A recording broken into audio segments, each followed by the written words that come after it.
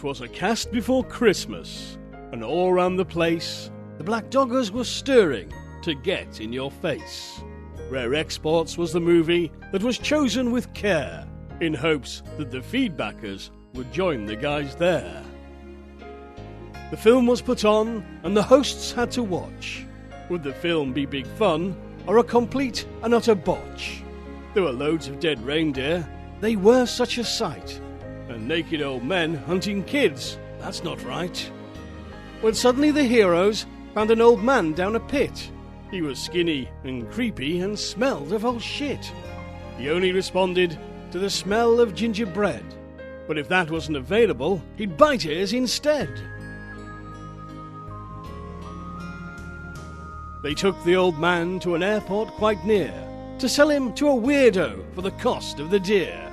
But what happened next, they didn't expect. Naked old men broke Weirdo's neck. The heroes had to move, so lively and quick, then got trapped in a warehouse with frozen Saint Nick. As Santa melted, the heroes were stuck. Naked men wanted to kill them, and they were shit out of luck. I have an idea, the little boy cried, to lure the old men away from outside. So out he did go, throwing gingerbread around, and with a helicopter escaped with one bound. The naked old men saw the child in the sky, and followed him endlessly through the snow with a cry. Meanwhile back with Santa, Dad noted with glee a shitload of explosives as far as the eye could see. Then, after drilling in Santa's icy ball, they placed lots of dynamite, in fact, used it all. They fled from the warehouse of metal and rust as Santa was vaporized into a big cloud of dust. The boy in the helicopter continued to fly, with naked old elves following close by. The elves got trapped in a pen with good luck. The film had ended, and the audience said, "What the fuck?"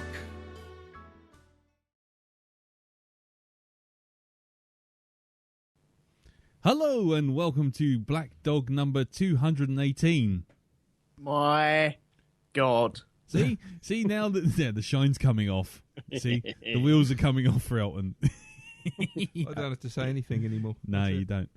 Well, you won't because, well, that's right. I'm doing shit, man. Yeah. Anyway, I'm Lee. I'm Darren. I'm Jim. And I'm Elton. Excellent. And this week we will be having a bit of news, a bit of chat, shitty superhero, which is a good one this week. You'll like this one, I hope. Yeah, I think you'll. What? I didn't even know that phrase sort of like, and the word "shitty superheroes" actually went in the same sentence. Well, it's the first one to actually make me genuinely laugh while I was reading it. I just thought that's too funny, and then I felt it must be a parody, and then it turned out it wasn't. So brilliant. I'm kind of scared now. Good. You should be. And profannisaurus? Yes, indeedy. Lovely. And then after all of that, we will head on over to our first Christmas movie of the season, which is a curious thing called Rare Exports. But before we do that, let's just start with a bit of chat. But before we even do that, it is time to roll out a question. Darren? Yes. I've got to ask you. Yes. Darren? Yes. I've got to ask you one thing. Go on then. What is on your...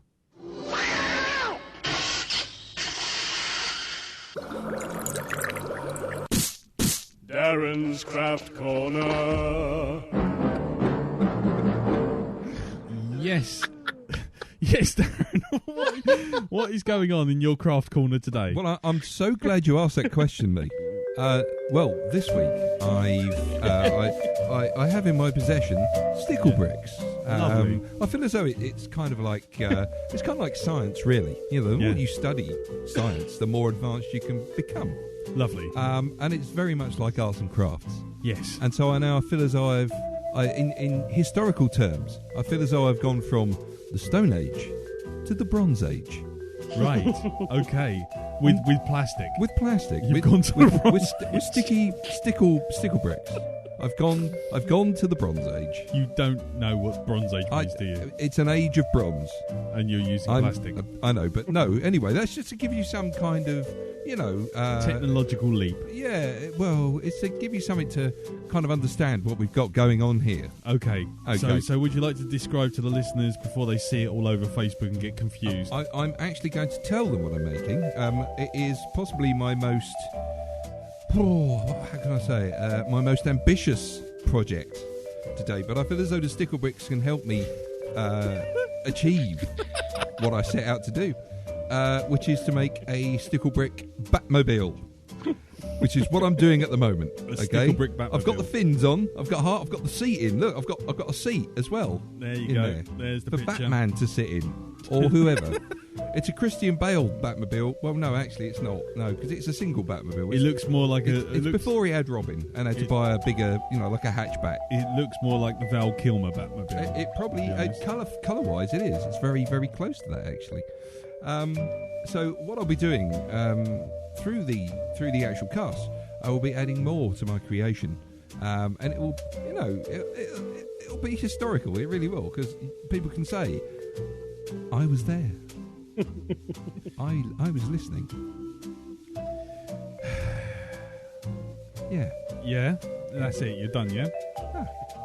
Not yet. No. No? I've still got other wheels to put on it yet. Because I mean, come on. I mean, it'd be ridiculous to try and drive that. With only 2 wheels on it. Yes. Lots of sparks. Lots of melted plastic. Right. Anyway, so Jim, how was your week? I've been still making mighty battle with assorted germs. To the point I finally gave up the towel. I'm going to the doctors. This is getting ridiculous. Yeah. I thought this might be a chest infection. And being asthmatic and you've had a cold for over 2 weeks and it's on your chest, you have to go to get checked out. Yeah. I got an all clear. So it's probably a throat infection. Do I get anything for that? No. If it's not gone in a week, come back again. Right. Brilliant. But the chest's okay. Not that that helps me in the slightest. But I could have stayed at home and told myself to drink plenty of fluids and had paracetamol. But, it's nice to have an expert opinion, isn't it? In other news, though, in more positive news, I absolutely decimated my Christmas shopping list. This time last week, I had 1 present. Now I'm nearly done. Thanks, Internet. Yay. Hey. What did you get me? No clues. Oh dear. Never mind. So what? Amazon's basically backing a truck up your drive. Euphemism. No, delivering it when I'm next out, probably. I imagine. Yeah. I actually got a fair few things actually in town as well. Cool. As I discovered, a lot of places started their Black Friday sales on Thursday afternoon. Nice. So I think that's kind of what Deep Blue Thursday. Take that, America. Thursday. I don't know. Yeah. All the shops were empty, so I got lots of bargains. Nice. Didn't have to punch anybody out, so I was pleased. Nice. Typical British way of doing a sale. Can't get it right. Benefits me. Sorted. Nice. That sounds wicked. Oh, well, excellent. Well, that's good news. And how's your printer woes? Oh, I've given up on that thing. Oh, right. I'm just trying to borrow a sledgehammer just to put the final nail in the coffin. Ceremonially destroy it. Nice. That'll do it. That will definitely do it, yes. Excellent. Okay, well, when you do put a video of you sort of taking a hammer to it, because, we seem to like that sort of shit. I was out at the weekend, actually. I went to a little village called Winston. Hey! Well, it has a very big bridge. And when I got there, I should have brought the printer. It'd been really satisfying to just to chuck that fucker off it. Nice. Consign it to the icy waters. Yes. Yeah. It's the satisfying thump when it hits the ground and explodes. Indeed. Yes. Nice. Oh, cool. Okay then. Well, that sounds good. Anything else? Other than that, I finally finished Broadwalk Empire. No spoilers. I watched the first 2 episodes Sunday night, and in a somewhat I don't have a problem honest fashion, watched the other 6 yesterday night. My God, there's only 8 in this season. Yeah. I could watch the whole thing tonight. I can do it. I do it. So as I did, and that was a very nice closing season that sort of finishes off all the storylines, sort of in an interesting fashion. It's not like it's not like a big fireworks last ever season because it is based on a historical story. Oh right. So it's a bit more downbeat and low key, but everything sort of gets tied up and puts you find a lot about the past of all the characters you've been following for 4 seasons. The final season via like a long running like flashback segment, which actually kind of makes me want to go back to the start and watch it again. Now I know. Backstory. Now you've got some. Now you've got some. That's context. a project for another time. So there's no Hypnobob's Broadwalk Empire rewatch project on the go. It's tempting. It's tempting. There's a lot you could draw out of that show. Yeah, nice. So yes, but I do recommend that kind of. If you want a good solid 5 seasons of historical gangsters, and actually see lots of blood and guts, swearing, gratuitous nudity, and learn some history. Boardwalk Empire. There you go. Sounds excellent. That sounds right up my street. Well, until the learning bit, but apart from that, it's all good. Cool. So, Mr. Elton. Yes. How about you? Well, today I was disappointed to find a cinema room. I was working in a View Cinema today. And I was given the keys and the access code to the projector rooms. And you didn't take a copy of any of them. I am so disappointed. It's, there's no art in that. It's just a massive video player, really, isn't it? What do we employ you for? But that's not the point, is it? The point is, dude, you get in there, you get the copies, and then what we do is we all pile around afterwards and we start watching films. In the projector room. I thought you were going to say we start watching filth. I've got the keys. I've had keys for years. It's just I've never been to this place before. But then,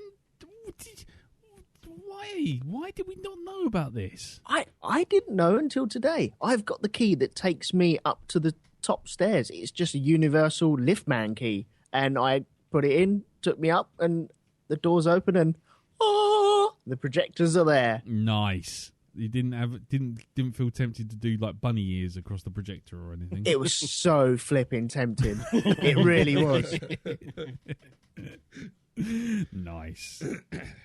But yeah, it's a little bit disappointing. It's just a massive projector. There's no art or craft in doing these anymore. There's no real swapping or anything like that. It's just, log it onto the server, stream it. Right. What's wrong with that? I mean, what's the whole thing about having to have a projectionist? I mean, apart from the fact that if it goes wrong, there's someone there, but you can't splice anything into the films. Look, save that for when we do Fight Club. Maybe that's it. Maybe we'll have Fight Club as a sort of like sit up in the projection booth and see what filth we can actually project onto a sort of like How to Train Your Dragon 3. You're tempted, I can tell. Well, just one scene would be, instead of a man riding a dragon, it'll be a massive penis, wouldn't it? Oh, well, I think so. Toothless. Eyeless. Yeah, there you go. What's wrong with that? No, that's cool. That sounds good to me. Okay. I have the keys. Let's do this. That's booked. Right, as soon as we get to Fight Club, we're up there. Make copies of the keys. Okay. Make copies of the keys. That's all you got to do. I'm in for it. Yeah. Right. Also, Walking Dead. I know. Are you guys up to date with this yet? I'm nowhere near it. Nowhere near it. I would like to be, but no. Right. I am not going to give anything away.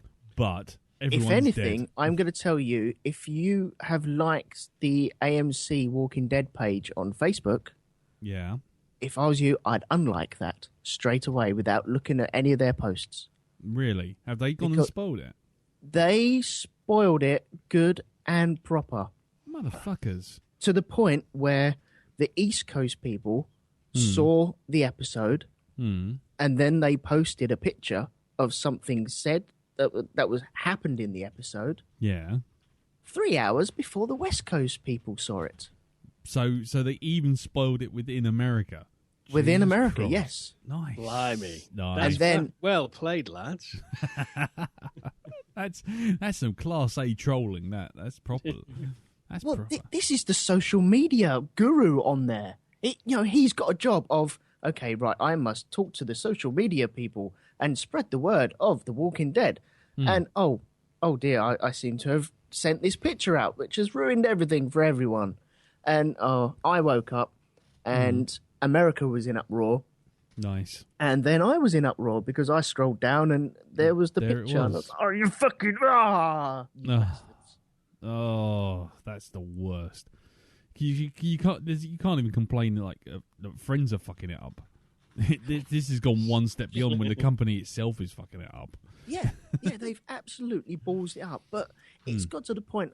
I love The Walking Dead, but to the point where I've stopped reading the comics, so I don't spoil the TV show for myself. Right. So I'm really enjoying both, but I'm finding I'm taking more away from the TV show. But if I read the comics, then it kind of waters it down a little bit. Right. And so I don't know what's coming up now. Oh, okay. And yeah, don't America, get your act together. Yeah, So- you fuckers. Otherwise, Bastards. we're all gonna watch those Marvel films like 3 weeks before you guys and spoil the fucking lot. Yeah, that's a good idea. Yeah. There you go. Doctor Who Christmas. Doctor Who Christmas. Yeah, that'll Yeah. work. Well, how about this? Yeah. Ant-Man. It's a spoiler for you. Yeah. Yeah. Fucker shrinks to the size of an ant. Fucking take that in your big fat eyes. There you go. Or your ears, actually. Thanks for playing, Dal. It's fine. And in the case of America screwing it up for everyone, Yeah. thanks for Black Friday. Yeah. Oh, for God's sakes, what was that all about? I mean, the States do it, and it looks like madness, and then everyone looks at it over here and goes, "Hey, you know what? I'd give that a go. That'll be a fucking good idea. fucking good idea, wouldn't it? What a bunch of arse." And I wouldn't mind, but like over in the States, it's like Black Friday because it's like 50% off, 80% off, all this sort of thing, and then you go to like Asda over here, Black Friday, and it's like 10% off socks. It's like, yeah, we've not quite got the gist of what Black Friday is all about.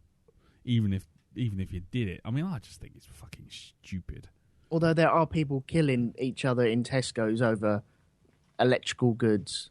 I don't know if you guys saw the pictures of people getting dragged around as they were holding on to TVs. Yeah, why though? I mean, there's none of the TVs are cheap, and even when they are cheap, that's because they're like mistyped Sony. It's like Solly or something like that. Yeah, you will be very, very sorry. Yeah, very. When you get those bastards home. But And find smart TV meant it was like in the Geordie sense of the word, not the tech sense of the word. Jelly was right smart. Can't look at Facebook. Jesus, no. Don't do that. But the reason why I mentioned that is because I had Friday off, didn't know about this Black Friday thing going on, and I decided to go into Tesco's to get some And was Advent almost calendars. killed for a sausage roll. advent calendars for me and the kids and the missus. Yeah. And I came out of there with 4 advent calendars and a PS4. A PS4. Yeah. And how much did your Black Friday PS4 cost you? It was $289, I think it was. $289. Yeah, not too bad. All So, of you a know, fiver cheaper than it would be normally. Did it come with anything, or was it completely just the box? No, I'm not doing a U. Sense of regret. No. Yeah. Buyer's remorse. Is that what happened? It did come with a game, and was? that is all prepared for a family feast of fun around the TV. Right, so you mean you're going to be playing it saying, "Leave it alone, kids, I'm playing this." Pretty much. Nice. I salute you, sir. Was it The Evil Within? Because that's really going to go down well at Christmas with the family, that is. Yeah. Was it? No, it wasn't that, though. What game was it? It was Drivers Club or something, but... Oh, okay. Stephen Hawking Pro Wheelchair. That would be wicked. Stephen Hawking, Steve Fighter. Street Fight. Yeah. Come and have a go if you think you're hard enough. I'm handy. Well, he's a notorious gangster rapper, is old Hawking. NBA Stephen Hawking. Yeah. Nice. Yeah. Just Grand Theft Auto with the Stephen Hawking ad in as he goes racing down the hills. Stephen Hawking running over Hare Krishnas 4 in a row. Yeah. May all my shootings be drive-bys. Yeah. If you're looking for trouble, you have come to the right place. Put your hands in the air like you just don't care. I know I can't do it. Don't judge me. Anyway. Drug it. I do recommend if you look out for MC Hawking's classic album, The Hawkman Cometh. And as he goes past, some killer cuts on that. I was going to say he races past in his sort of souped up, pimped up, was it wheelchair? Called the Hawkwind. Street Hawk. Street Hawking. Oh yeah. Anyway, right. Well, yes. And so, anything else, Mister? No. I was going to say you move along for me, please, then. quickly. Okay. Right. Oh, what's that? Oh God. Hello. Oh, here goes the pictures. Here we go. What's this? We have. Oh, for goodness sake. Oh, a YouTube video. Hold on. Yeah. That's right, motherfuckers. I'm back, riding a funky track. I got a story to tell you all, so listen up. Yo, trip on this. I'm rolling through the hood on a Saturday night. Got a 40 in my left hand, dick in my right, some chronic in my lap, a pager in my cap, and a 9mm in the small of my back. I'm just chilling, no place to be. I take another pull off my 40Z. I'm thinking about skinning a fat ass tree, a B to the L to the UMT. That's genius. There's our end track.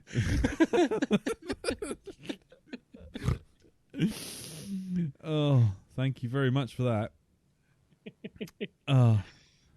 Well, that's I have no words. She's a little known, but he's an accomplished rapper. Is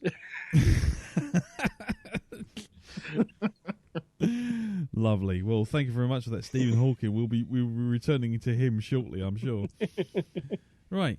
Speaking of Stephen Hawking, Darren. Yes. How was your week? It's pretty boring, actually. Fucking hell. Nothing went on. Nothing at all. Apart from, I don't know, playing and finishing Halo 4, which I'm not sure why everybody had a bit of a problem with, because it is probably the best looking and best value for money Halo out there ever. Right. Because not only do you get the game, yeah, as in like the single player game, yeah, but you get something called Spartan Ops, which is basically another 50 missions, 25 missions, extra 25 missions, plus you get a film, an episode, an ongoing story at the beginning of each one. So you can play the movie, and it gives you this animated story about what the whole 5 levels of each section is about. Okay. And there's other sort of like movies you can unlock as you go along. So it's like a nice big film. Yeah. And it's you get to the end of the Spartan Ops first part, and it's like end of season 1. So it's, well, are they going to release more stuff? Okay. So, and I didn't have to pay anything extra for that. You just get it for free. Oh, by the way, can you get Halo 4 on the PS4? Actually, you can. It's funny you should say that, Lee. Yeah. Because they've released the Master Chief Collection Yes. Actually, it's on. No, hold on. Was that the Master Chef collection? The Master Chef collection. The Ainsley Harriott collection. Yeah, the Master Chef collection, which is actually only available on Xbox One. Oh, that'll be Xbox One. Oh, okay. Yeah, it's a shame because it looks like a really good game. I should imagine it would. Our PS4 fans would greatly appreciate it. I think they would. You know, but sadly, they've got Stephen Hawking's drive-by shooting. They certainly have. Yes. Okay. Grand Theft Hawkins. Yeah, I'm just really glad I don't have a PS4. Yeah, I'd feel really disappointed. So am I. You know. Yeah. Anyway, go on, carry on. Well, that's about it. Really. That was it. Yeah. Oh, apart from sort of like experiencing something quite weird this morning, I got to the station. I think it was around about 8:30 in the morning. Yeah. And the 909 pulled in.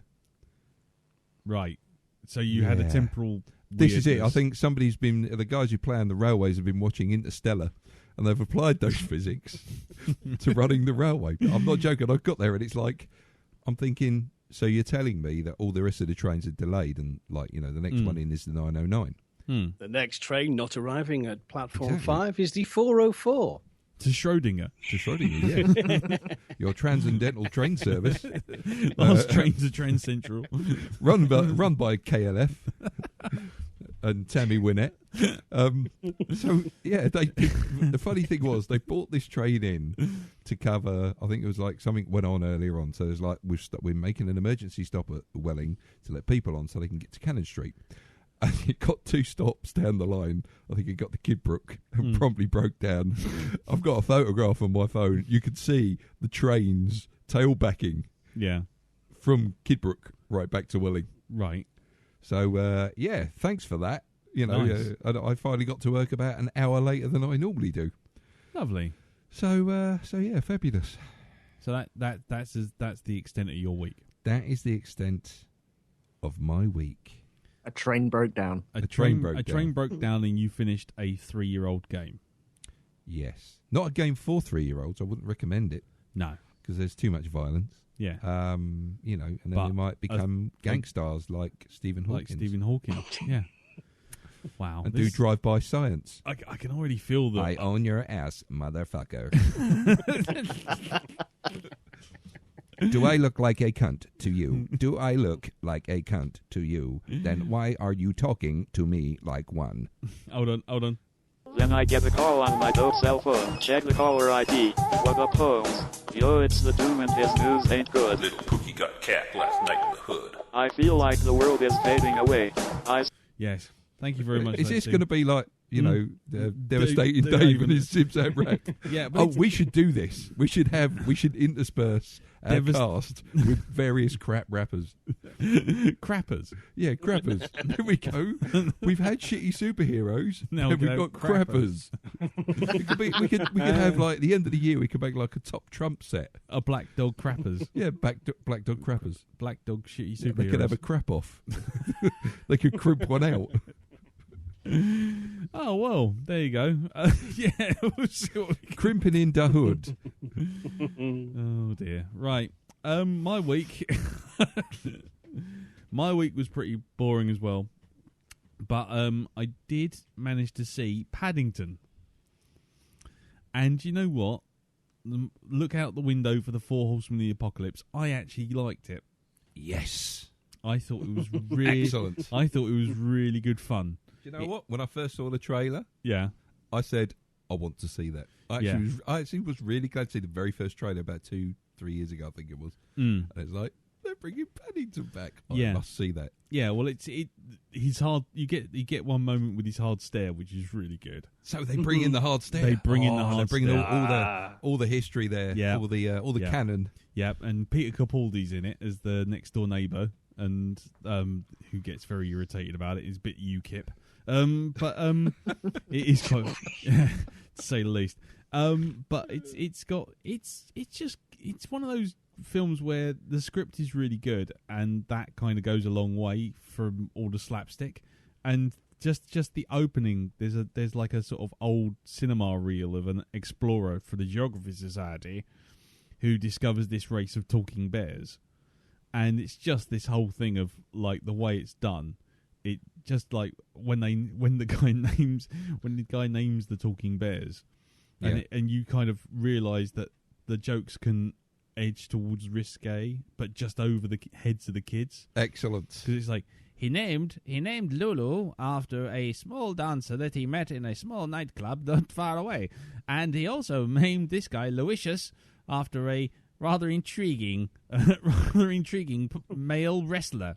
You just cut to this shot of this male wrestler, and it's like, oh yeah. And there's lots of kind of nods and winks that the parents get that the kids won't. But, sounds it. Yeah, but it is also great fun, and it actually, there's a moment, I won't spoil it, but there's a moment towards the sort of finale where you can tell how into it everyone is when something happens, and it's one of those kind of like, something's going to happen, and someone's going to get rescued. Yeah. But as soon as it happened, everyone's laughing, and then the whole cinema. It's been a long time since I've had this happen, but the whole cinema just went, and it literally was like everyone sucked the air out of the room just while this thing, and then you just heard one kid go, "Oh no!" over the audience, and suddenly it was like all the kids were like really super tense, and it was like, okay, fine, this has worked now. It's a really good moment as well because it riffs on a completely different film. But no, as soon as you see it, you'll know what we're talking about. But it's for a film that I went in sort of rolling my eyes, going, "Oh, here we go." I literally came out of it going, "Yeah, I had a good time with that." It wasn't the best film ever. It wasn't, but it was charming. The script was good. It was well done. It clearly is giving work to every English comedian who is out of work currently, from Alice Lowe to half the rest of the cast of Horrible Histories to Peter Capaldi. There's even most of the Vicar of Dibley's cast in there. Yeah, there's Julie Waters in there, Cavan Novak, phone jacker bloke. Literally, there isn't a shot goes past where you aren't looking at someone going, "Oh, I know who that is. Oh, I know that is. I know that person. I know that person." And they're all sort of, English comedians. Mm. And it's a good film. It's a good, fun, light film. It's distracting. I mean, I'm not going to go and buy it on Blu-ray, but it's certainly for a kids film. For a kids film, it was really good fun. Excellent. It's well worth it. Thumbs up for that. Right. I'll just go and tear up my Hunger Games 2 tickets and fuck it. Well, 3. Just look at the pictures on 4chan, pretend there's some arrows flying at you, and then go and watch Paddington. But other than that, I think the most notable thing this week has been that I was helping Carol childmind, and there was this little kid called Krish. He's only like 1. Okay. And he doesn't like me. And I thought, then all of a sudden, really? He starts crying. Pick him up. I pick him up. Shut up, you. I pick him up, and he calms down. He's seen Rare Exports as well, then, has he? Yeah. Bearded blokes. Yes. Yeah. Mm. And I picked him up, and it all went quiet. And I thought, do you know what? I've made a breakthrough. He stopped crying. I picked him up, and do you know what he did? He threw up. Lovely. Probably what was like half a pint of milkshake, looked like half a pint of milkshake, all over my shoulder. Take it. Right on your shoulder. That tells you how boring my week's been, that those two things are the most notable things in my week. Man. Well, apart from something that's going to appear in the news, but I'm sure that's going to get a lot of derision. What? Well, what happened in the news? There's only been one thing that everyone's been talking about. I don't know what happened in the news. It was 88 seconds long and it was boring. Oh, that. There you go. Right, okay. And with that, let's talk about it in the news. Tell me lies, tell me sweet little lies. We examine these mysteries to determine, are they bullshit or not? Okay, yep, there's only one piece of news apparently in the whole wide world ever. Forget Ebola, forget the end of the world, forget Syria, forget global economy collapse, forget global warming. Apparently, there's a Star Wars trailer out. Everyone, really? Yeah, you might not have noticed. I'll be honest. I'll go out of the trap with this one and say that what I saw, I thought was okay. I enjoyed. I had a small sex wee when I saw the Falcon and the X-Wings. And the rest of it was 90% black. And then there was the Stormtroopers. Careful now. Not that black. I was talking about the pauses between the scenes. Oh, God, I've already done it, haven't I? You've just made it all about race again. Yeah, I have, haven't I? Yeah, you just wait until we get to Blazing Saddles next year. But, yeah, and that was it. And then all of a sudden, it just seems like there's two things that have happened. People have gone, oh, that lightsaber doesn't look right, and gone freaked out. And then there's, oh, that Stormtrooper's a black gentleman, and that doesn't look right. And that's been about it. And there's been about 7 million memes about the pair of them. And I went from mild excitement and quite upbeat to, I don't ever want to see it or hear anything about this fucking thing again, which is ironic considering we're discussing it. But what did everyone else think? Sorry, go on. You go first, Okay. Elton. Go on in there. I thoroughly enjoyed it. I must have seen it about 100 times already. I sat down and I pretty much made my kids watch it. Went, Kiwi, right, watch this. Look at this. And she's sitting there going, okay, that's good. Yeah, it's great. And I'm jumping up and down like a loon.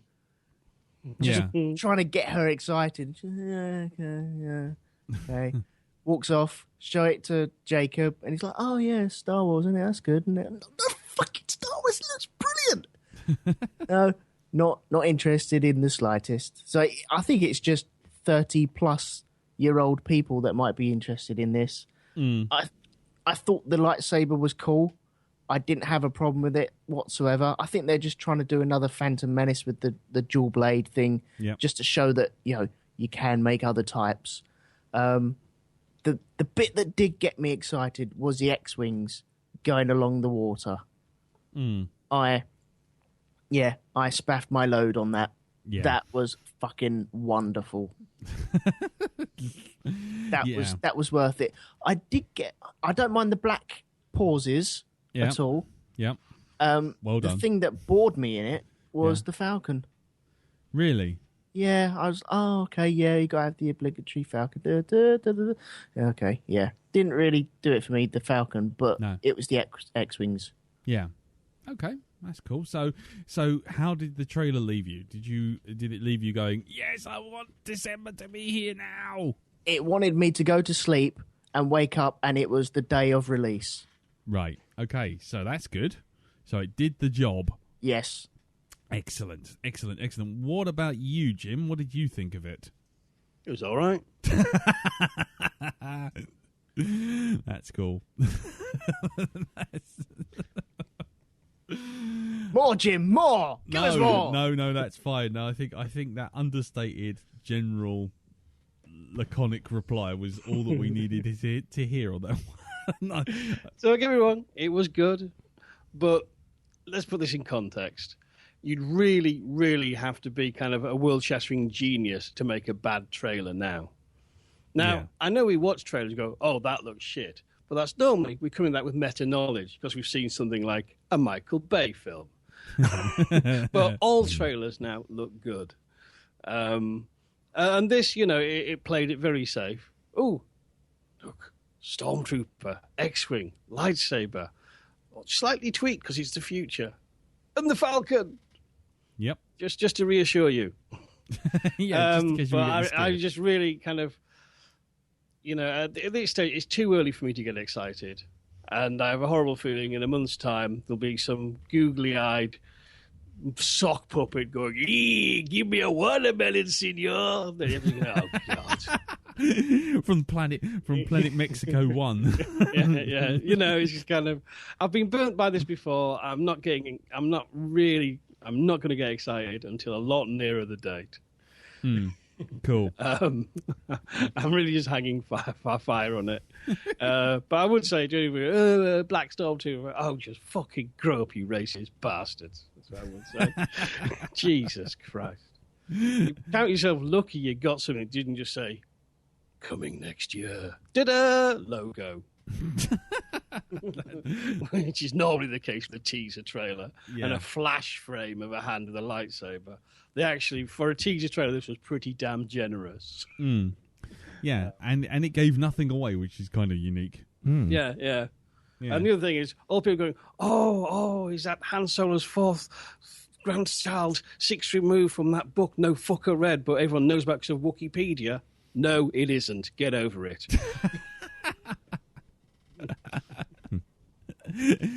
Excellent. And over to you, Mr. Barnard. Yeah, it was it was images. It was images of stuff. And I've got absolutely no context for those images, so I don't know if I should be excited or not. I think this is clearly going to be aimed at not at people like us. They throw in the Falcon and the X-Wings as a nod. Well, it's not even an X-Wing fighter that you see on screen. They're a different craft, and they've confirmed that. So all right, they look very much like X-Wings, but apparently they're not. But No, yeah, the wings locked together. I'm looking at what I'm seeing, and it's like this is for the new generation. This is I think I'll go and see it. And to tell you the truth, I haven't really seen it. This doesn't give anything away, as you say. It's what I am a bit pissed off is that apparently it's you're not allowed to dislike it, because if you do, then you're a screaming fanboy or something. If you find all the people that were getting very excited about it, if I'm not excited about it, then apparently that's a bad thing. Yeah, I mean, I'm getting that impression, I mean, I've read that on a couple of people's posts, and it's like, right, okay, well, whatever. Yeah, I'll be honest with you though. They're just to address that, because it seems to be that it was quite interesting, because I came out of the gate straight away going, okay, that was quite good. I quite enjoyed that trailer. It didn't show me anything, but it just whetted my appetite. It did the best thing, and so exactly. don't make any more now. Exactly. But then what happened was, it was really weird to watch it, and I'm talking about the internet now. Yeah. Where it kind of instantly it fractured into this whole thing of, it's the best thing ever, it's the worst thing ever. I wouldn't say it's the worst thing ever. Well, I wouldn't say it's the best thing ever either. No, exactly. It's somewhere in the middle. And then it turned into snarky memes and the whole race thing, and then on top of all of that, there was people, and this was the bit where I kind of went, what? Oh, for God's sakes! People who had been previously like ranting and raving about other things. Yeah, I won't go into what and who, because it'll identify them if you go through my Facebook wall and all that kind of stuff, and I don't want to get into that shit. But the thing was, people who have been like really effusive about other things, suddenly turning around and going, ooh, Star Wars, ooh. And it was like suddenly getting really snotty because everyone's getting excited about Star Wars. And it was, to me, that's that kind of weird fan critical thing, where people can be excited about their thing, and you shouldn't judge them. But you get excited about something, and everyone will come down, and you're like, "Oh God, is someone talking about this trailer? Oh dear, why are we doing that?" I think the basic message here is it's fine to be excited about it. It's fine to be not excited about it, but don't fucking well stand there and judge a person's character just because they didn't like a fucking trailer. That's it. If it and doesn't vice speak versa. to, it's like music. It's just like sometimes trailers work for a person, sometimes they don't. And all in all, it doesn't matter what you might think of the images shown. The trailer maker for that did his job well. It's unusual because it's not a 15-minute telling us everything from start to finish, giving us all the. By the way, here's a list of all the registration numbers for each craft that we showed. It's not like that. They showed stuff that was like, well, I wonder what that's about, and I wonder what this is about, and right, okay, haven't seen it. Something else that kind of, I think it was the way the thing was shot as well. It's the Millennium Falcon bit is the bit that kind of, to me, is out of place with the way Star Wars as a set of films looks. Yeah. There is none of this following stuff as it does loop-to-loop stuff. You look at when the Falcon does a loop-to-loop on when it's on the asteroid, the camera pans back and you see it do the loop from a distance. You don't follow the thing through it, spinning it as it's going. It's I get what you're saying. I mean, it doesn't. But that's just J.J. Abrams doing his directorial flourish on it. I mean, this is the thing, and I think that. I mean, I'll probably get used to it as it goes on, but that might be a bit jarring to what I'm expecting. The way it, like the swipes and stuff like this, the way it fades out of a shot, and it's you're trying to carry on this set of films. Yeah, but then it's the Superman thing though. If you get too close to it, people say, "Oh, you're copying the last guy," and if you get too far away from it, people say, "Oh, you're just too different." No, it's that. I mean, I would say that's more to do with story and maybe characters, that sort of thing. But I mean, I'm talking about the feel of it, the actual. It's the look, it's the way that the whole thing is put together. It's not so much the content; it's how that content is actually brought to you, graded, and the camera moves. And I know it might sound like a bit of a I mean, finicky thing. Again, it's all down to personal taste and stuff like that. I mean, like I say, I if people don't like the film or don't like the trailer, that's fine. If people haven't got enough to go on, that's fine. If people like the trailer, that's fine. What I don't hold truck with is this sudden, by being on one of those sides, suddenly the internet turns around and says, you are a heretic because you are not on the side which should be snarky about the lightsaber. You are not on the right side that should be snarky about the camera moves. You are not the person who should be talking about the Stormtroopers being in depth of field. Oh, you don't agree with the black person being a Stormtrooper. Ah! They just for 88 seconds, of which 44 of them were actually black screen, it seems like everyone seems to be judging everyone by it. And it's just a fucking trailer. Do you know what? This whole thing about the black Stormtrooper is as surprising to me as the whole fake Geek Girl thing. It's like, where the fuck did that come from? I obviously heard about this too late. I've not been sort of scouring the internet for this sort of stuff. And I suddenly see this article about it. It's like, the fuck has this been going on? I don't get where that came from. It came out of left field. I think from us, I don't think we sat there going, "Oh, a black Stormtrooper." I don't think that was our first thought. No, obviously, some other people, it was their first thought. But the other thing is, it's like anything. If you go looking for an opinion to make a story, then you will find the opinion to make a story.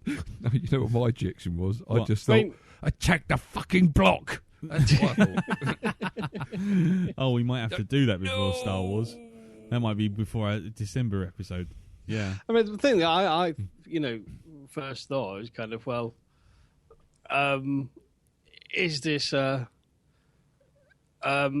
actually just one of the heroes who's doing a Luke and Han and who's being dressed up as a Stormtrooper? Indeed. Yeah. That's what it reminded me of. Yeah. You know what I mean? And it's kind of, this kind of, people sharpening up their canon lore and, but they can't be a Stormtrooper because blah, blah, blah. No, go away. Yeah. You know what I mean? It's just kind of, why don't you see the film and see it in context and then see if there's something to throw your toys out your pram about. I think they've already confirmed anyway that after a certain period of time, Stormtroopers were actually recruited rather than cloned. So it's like, well, where's your argument? Yeah. It's following canon. It's like, well, fine, there you go. That's it's sticking to what's been established. I don't even. Immediately my geek hackles raised, and I was going to say something, and now I thought, oh no, I'm just going to be like one of those people.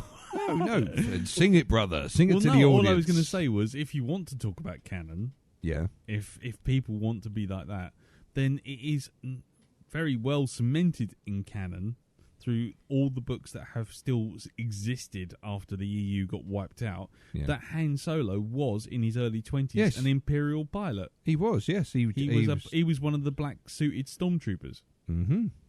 And then there you go. That was it. Something happened, and it's like, fuck this. I'm going to go and smuggle some stuff. I'm off. this is all too heavy for me, and off he went. And I will make people believe that the parsec is a time thing, not a distance. Yeah, there you go. I'm not getting laughed out of the Death Star canteen again. Exactly. Fuck you. Fuck you. Speaking of fuck you, have you seen this piece of paper before? Terrible segue.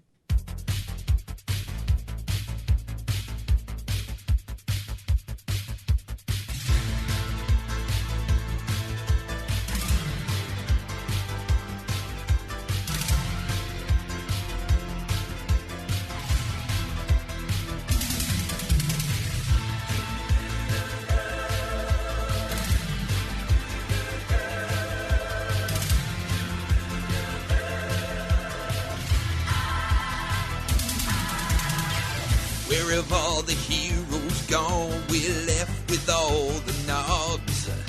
I just want one Superman and not this bunch of slugs. Not a single one of them could take on Mr. Freeze. They're so lightweight they could get blown away in a stiff breeze. The shitty heroes, the Spanish costumes are just a little bit too tight. They're not very cool and they're not very fast, and they're most likely die in a fight. It's shitty heroes. Just one look at these dudes and you know they ain't right. Marvel DC doesn't mean much to me because they are a total shite. Hulk smash!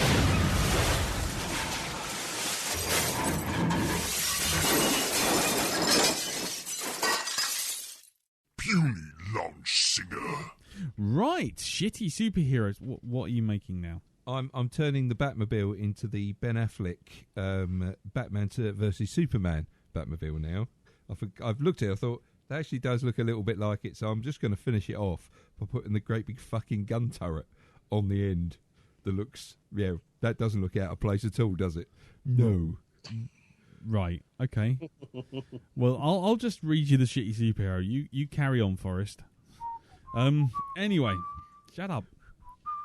This one hasn't got a superhero name. He's just Professor Victor Chalker. Right? But he's a shitty superhero for a real, seriously funny reason.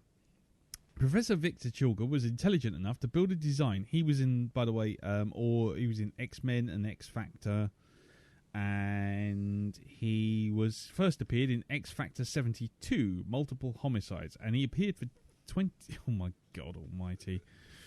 Appeared in 23 issues. And then eventually he stopped being in issues because he died in X-Factor Annual number 8. He died on stage during rehearsals for the X Factor. Well, actually, here we go. Victor Chalker was intelligent enough to design and build a suit of armor, but to wipe out mutants. But things did not go so well.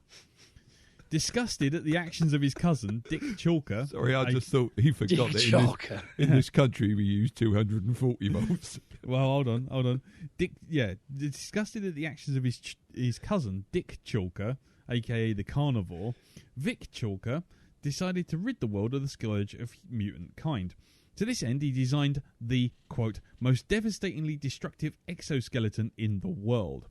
Unfortunately, he got his measurements wrong and ended up with a suit of armour that he could barely fit in. He couldn't, so much so he couldn't even see out of it, and he couldn't even reach the hand controls. What a cock. Undeterred, he dealt with this minor setback and powered up his armour for the first time.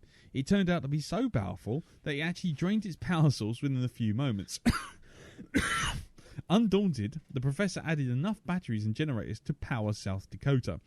Emerging triumphantly from his lab in his ill-fitting suit, he noticed it was beginning to rain, and as he wondered whether or not he'd weatherproofed the suit enough, a first few drops hit the suit and electrocuted him, leaving him a skeleton in a suit of armour.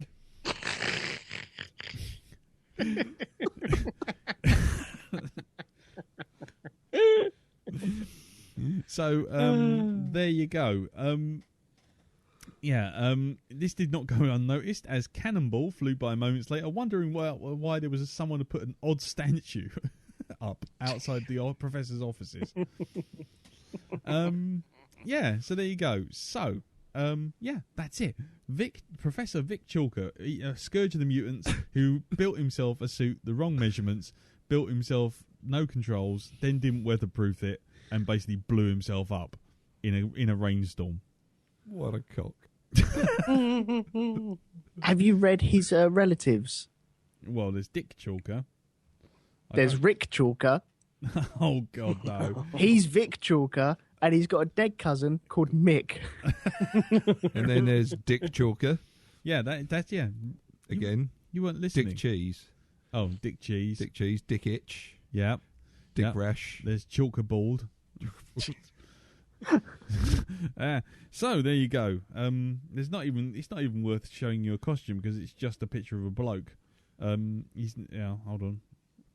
There you go. It's just a bloke who builds a suit that doesn't fit him and isn't waterproof, and he walks in the rain and electrocutes himself. I don't even want to hold the pad. I'm that disgusted. I'm just. So there you go. It made me laugh anyway.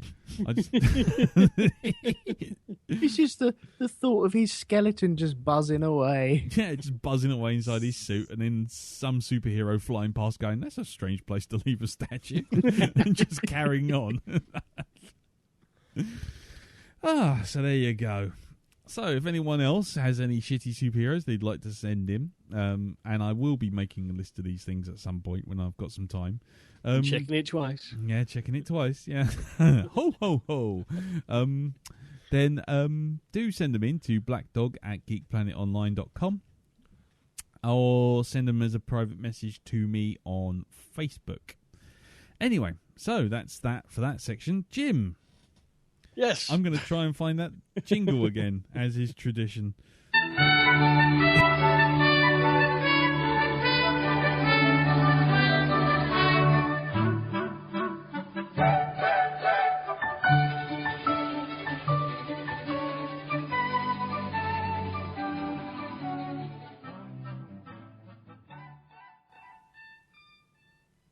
Export English. Phrase. To speak in a very slow but loud manner when in conversation with Johnny Foreigner. And if they still don't understand you, well, you tried, and you're completely justified in smashing up the entire place and burning their town to the ground in a lager-fueled frenzy.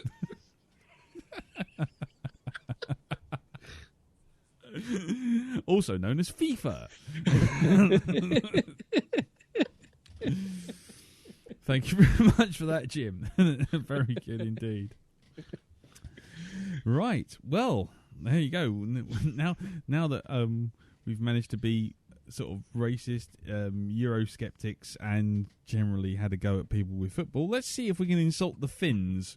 As for this week, we review rare exports. Hold on, is this a mystery monocle or is this a shit covered goggles? Or I suppose it'd be a mystery monocle, really, wouldn't it, for most of us? Because only Jim's seen this. Yeah, it's only me that's seen it, isn't it? Okay, let's roll that jingle then. Hold on. Before we run that jingle, what's the news, Dal? What's the news from?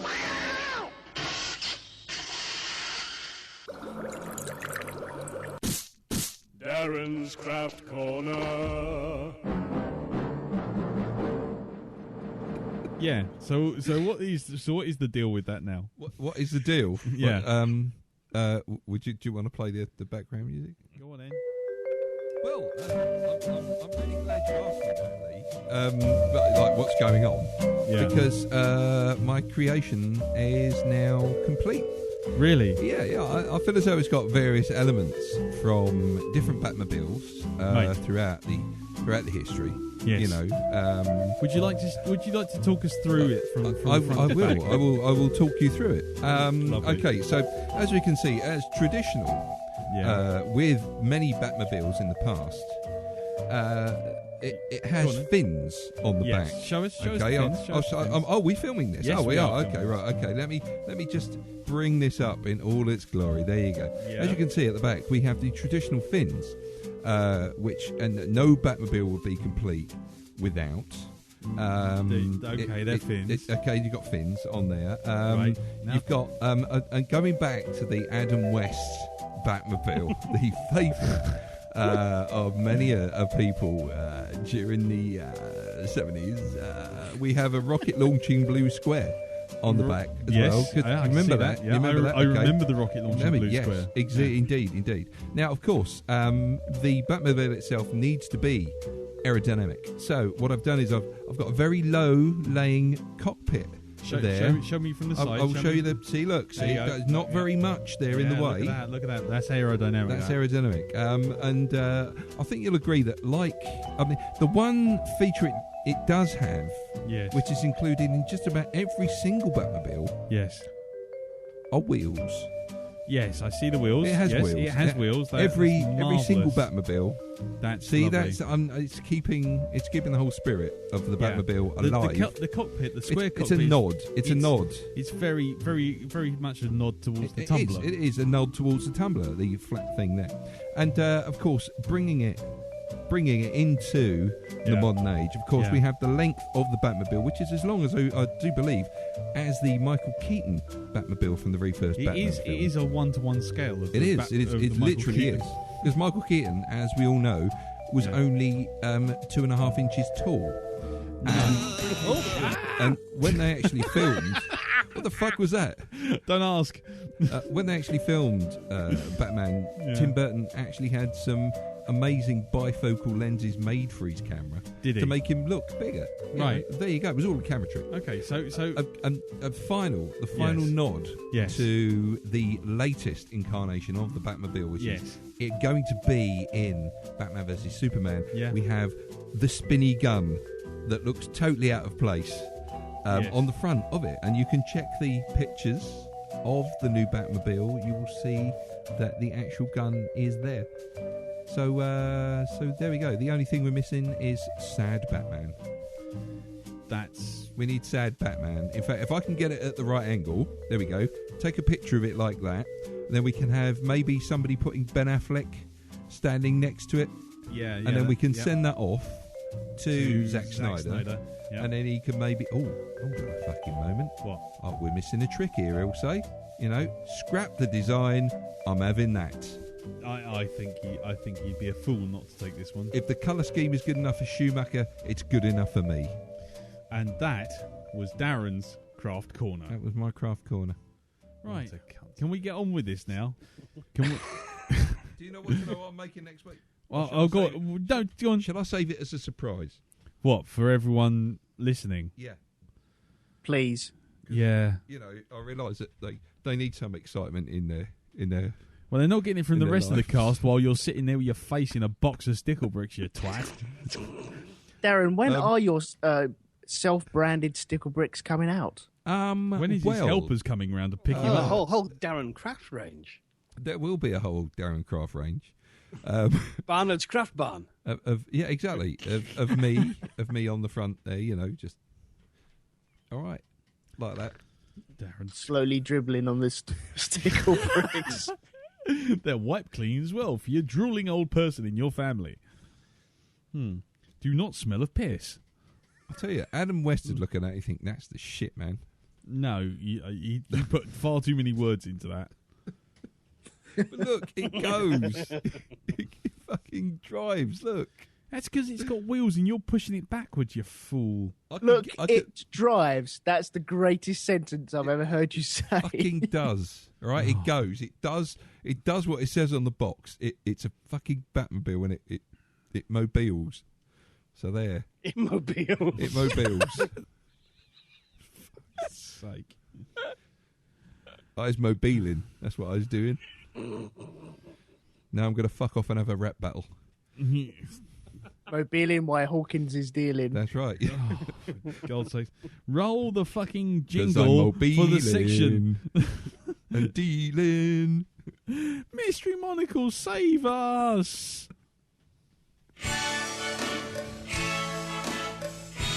Ooh, we're watching a new movie we've never seen before. I'm buttering my nipples and waxing my ass. Roll up the Mystery Monica film. Roll up for the Mystery Monica film. Roll up for the Mystery Monica film. For the Mystery Monaco film. The Mystery Monaco film is waiting for us to hit play. Going to watch it today. What will we say?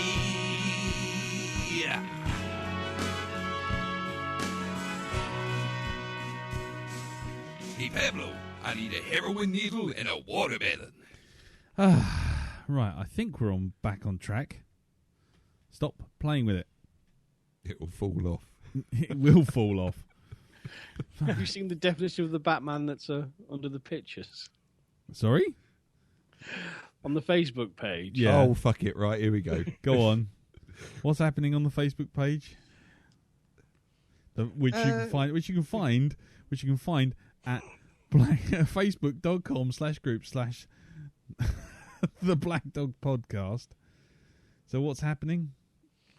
Joanne Alexander has firstly posted a meme picture saying Batwoman approves. And then we have, try building one of these too, she suggests. The Batman definition. Yes. Go on. Oh, this is a good one for you. You should do this. Yeah. Go on, Jim. The Batman definition. While doing a girl from behind, subtly grab a flashlight and flash it towards the ceiling. Once she's distracted and confused by the light, scream, "To the Batcave!" and slam into her ass. Fucking hell. Wow. You get extra bonus points if you get the Boy Wonder in there as well. Oh.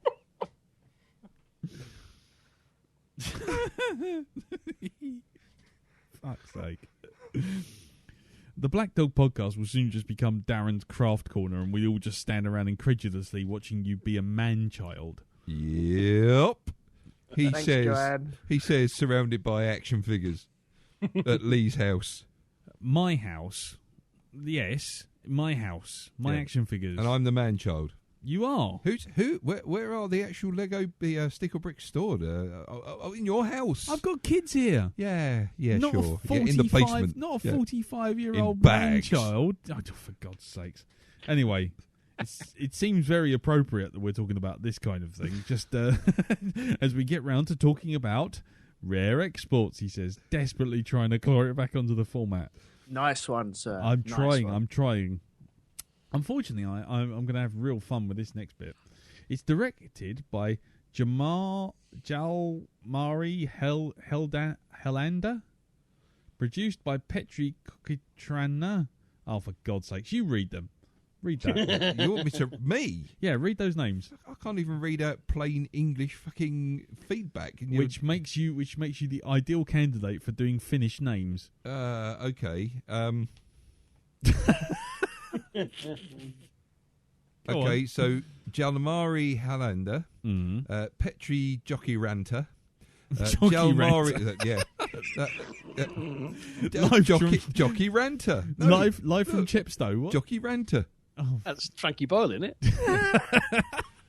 And on the third hurdle, we've got Jockey Ranter coming up the side. Jockey Ranter, streaming ahead of Helander. Passing, Cookie Babs went. Oh, go on. Okay. Yeah. Who else? Who else is in it, Dal? Juso Helander. So, Juso Jalmari Hot Chicken Tikka Jeldy. A chicken gel freezy.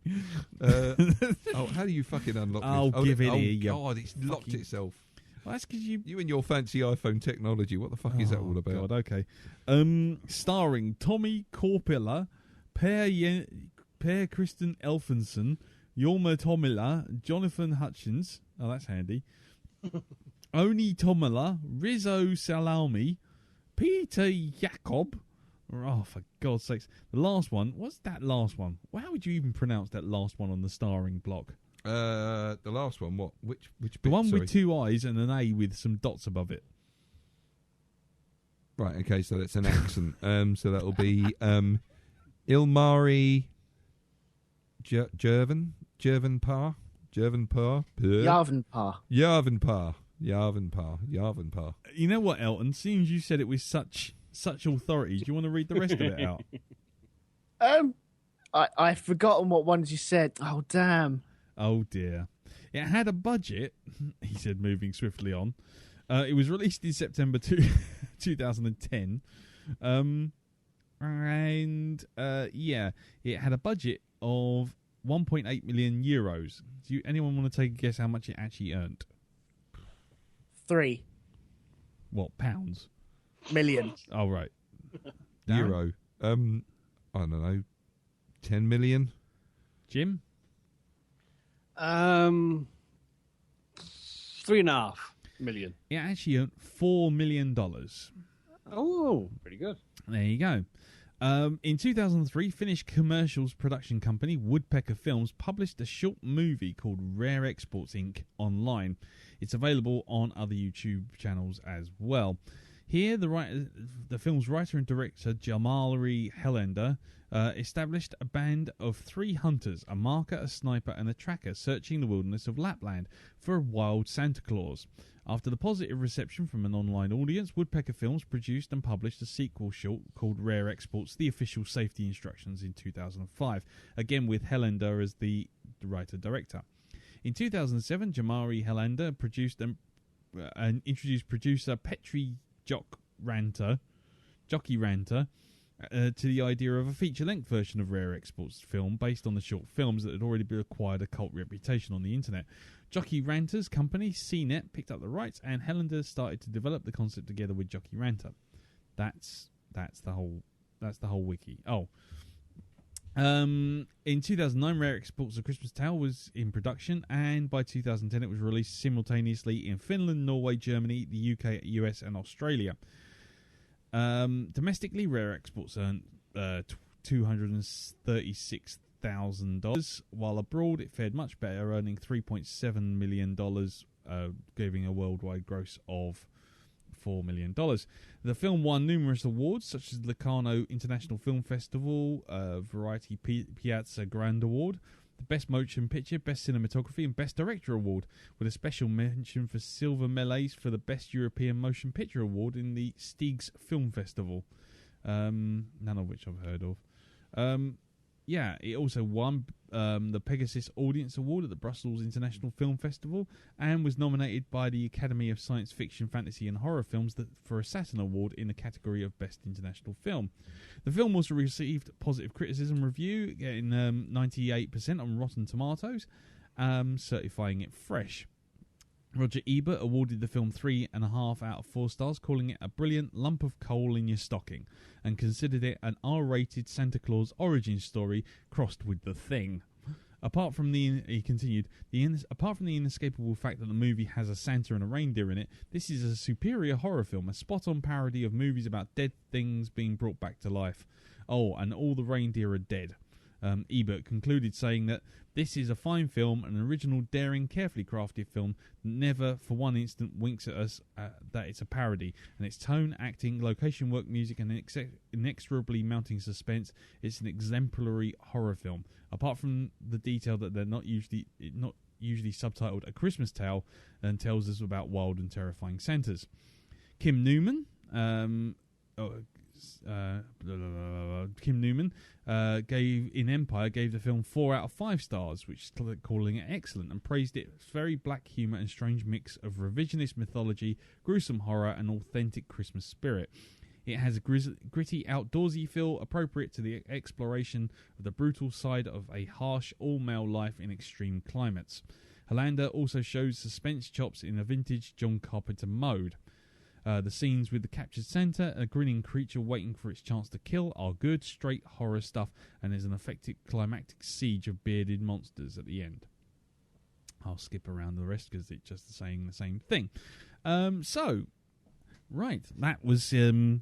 That was Rare Exports as reviews. But what did we think of it? Who wants to go first? Because all of us, apart from Jim, haven't seen it. So, actually, I'll tell you what. Seeing as we haven't seen it, we should go after Jim, who has, because this will be the second time he's seen it. So, sir. Well, it's actually more than the second time I've seen it since I discovered it. It has become a regular fixture of my December viewing. Oh, right. Okay, cool. Now, I became aware of it because I heard about the short YouTube films. I actually discovered these just as the movie was coming out, and I heard several people say, see the full feature first, and then go and watch the shorts, because the kind of the shorts sort of give away what the film's about. So, I sort of went into this I knew it was like a dark Santa Claus sort of film, but I didn't know much other than it was Finnish. And I was kind of expecting something, well, I'm not sure what I was expecting, but probably something a bit more on, just silly sort of gory killer Santa film. What I actually got was kind of something that was quite dark, but something also sort of quite beautiful. And although it is kind of, it's very much kind of a film for cynics about Christmas in many respects, and there's a lot of very pitch black humour in it. Really, I mean, proper sort of not just black humour. He's a bit of a sick joke, but proper bone dry, deep black humour to it. But it's also actually bizarrely heartwarming and uplifting, and it is all. If it wasn't for like some of the more disturbing things, it would be a very good children's film. I mean, as is, I think it's a good kind of film about children for adults that, it does remind you of what it's like. 'Cause it is the classic trope of the kids know what's going on. The kid, the hero knows what's going on, but no one's going to believe him. Yeah. And it is like, it opens up that window to, back to your own childhood of when you remember, well, actually, I remember when you wrote the beck and call of adults who have all these strange rules who never explain what they're going on. And you know what I mean? And there's a lot of kind of actually real grit to it as well, which I think a good Christmas film needs a bit of grit to it. Yeah. Otherwise, it's just syrupy. And this actually, I think, has a lovely sort of warm but sick ending. I think it's a film actually. Every time I watch it, I love it a little bit more. I think because after you've seen it once and you go back a second time, you're a bit more acclimatized to what's going on, and you start noticing kind of all the little subtle bits of drama, and you start appreciating things. I mean, this is a textbook example of any low-budget filmmakers out there. If you can't afford sets, film somewhere outdoors with brilliant landscapes. Yeah. Because it is a beautifully wintry film. It is just gorgeous to look at. I really love it. It's offbeat. It's the perfect sort of Christmas film in many ways. It's got a bit of everything to it, and it's different to your usual Christmas fare. Excellent. Well, that's cool. Yeah. I've got anyway. Let's move on to. I tell you what. Let's move on to Mr. Darren and hear what he has to say about it. Right. Okay. So I like Jim there. I'd heard about the shorts. Yeah. And I hadn't watched the entire 10-minute short, but the bit that always made me laugh, and the one thing I do remember is if you don't want to make a Santa Claus really angry, don't swear. And it's the bit where the bloke starts swearing, and all of a sudden you see the thing just explode from the box. Yeah. And they kind of freeze frame as it goes sort of like mid-arc. Right. Have you not seen that? That wasn't in the film. No, that was in the short. Oh, in the short, In the short, where it's like the bloke standing there in the armour and he just lets a stream of swearing go. Yeah. And it pauses for a second, and all of a sudden the Santa Claus just goes, fucking have it. Yeah. So, love that. And ever since I saw that, it's like, I really want to see this film. Yeah.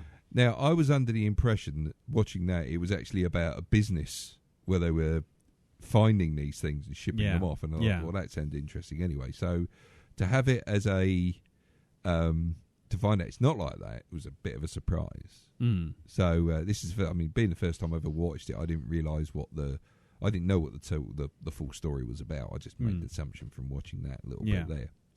But I have to say, it does a wonderful job of building the tension. Yeah. In this film, especially when they finally come face to face with what they think is Santa Claus. Yeah. In the barn. And just the sort of like you're sat there watching this, and you've got the only guy that knows English, who's trying to question this one bloke who doesn't know that it's actually one of these killer Santa Claus.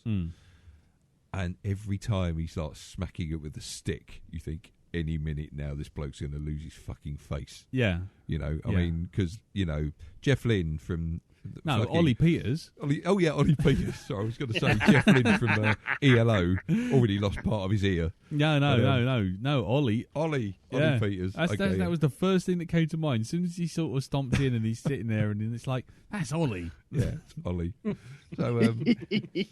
So when Ollie, you know, I mean, Ollie, you see Ollie Peters loses, because we'll have to call them names like this because I can't sort of like pronounce the proper name. Yeah. So I swear in the background at one point he did go, "Rawr." 6 claw ball. Yes, indeed. Yeah. So wonderful job of building the actual attention, but then it's kind of like you realise that the actual what you're about to see in the film, or the surprises it gives you by finding out that that's not really the Santa Claus, but it's the nice thing of this is one of Santa's little helpers, and then you realise that even though these blokes are like about 6 foot each, they are compared to the real Santa Claus his little helpers. Yes, you know, tiny little helpers. Yeah, and that's the thing as well. You look at when he's reading through the book, which has some rather one dodgy image in it. Or 2 or 5. No, I'm talking about the image of the kid getting his arse whipped, and it's like, where's this going? In a film full of 100 naked old octogenarians wandering about. But that's before that happens. I think it's kind of like, what the hell have I stumbled into here?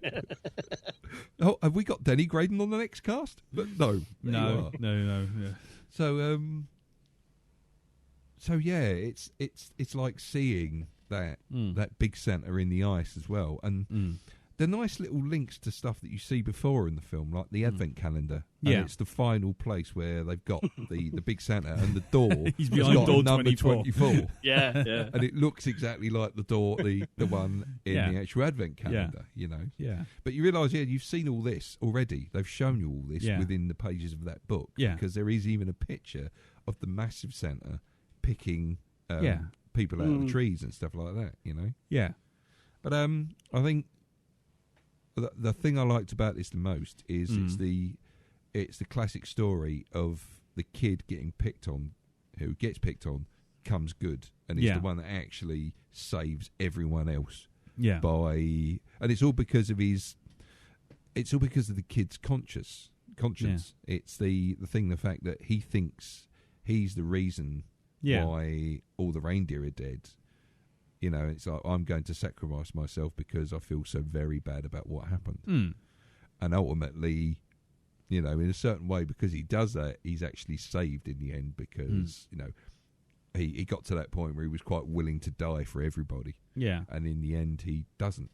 No, because he does the right thing. He writes his copybook, if you know what I mean. Yeah, there's also the fact that, you know, the real Santa gets blown to smithereens, of course. Well, you know, there is that kind of factor into it. Detonating a large amount of dynamite inside a small barn full of dynamite, might do. You know, destroying the hive mind kind of helps. That always feels like a lazy way out for me, but that's just, I don't agree with this kind of way out of hundreds of bad guys by just saying, oh, there's one thing controlling them all, we switch that off, they all fall down. See the Avengers.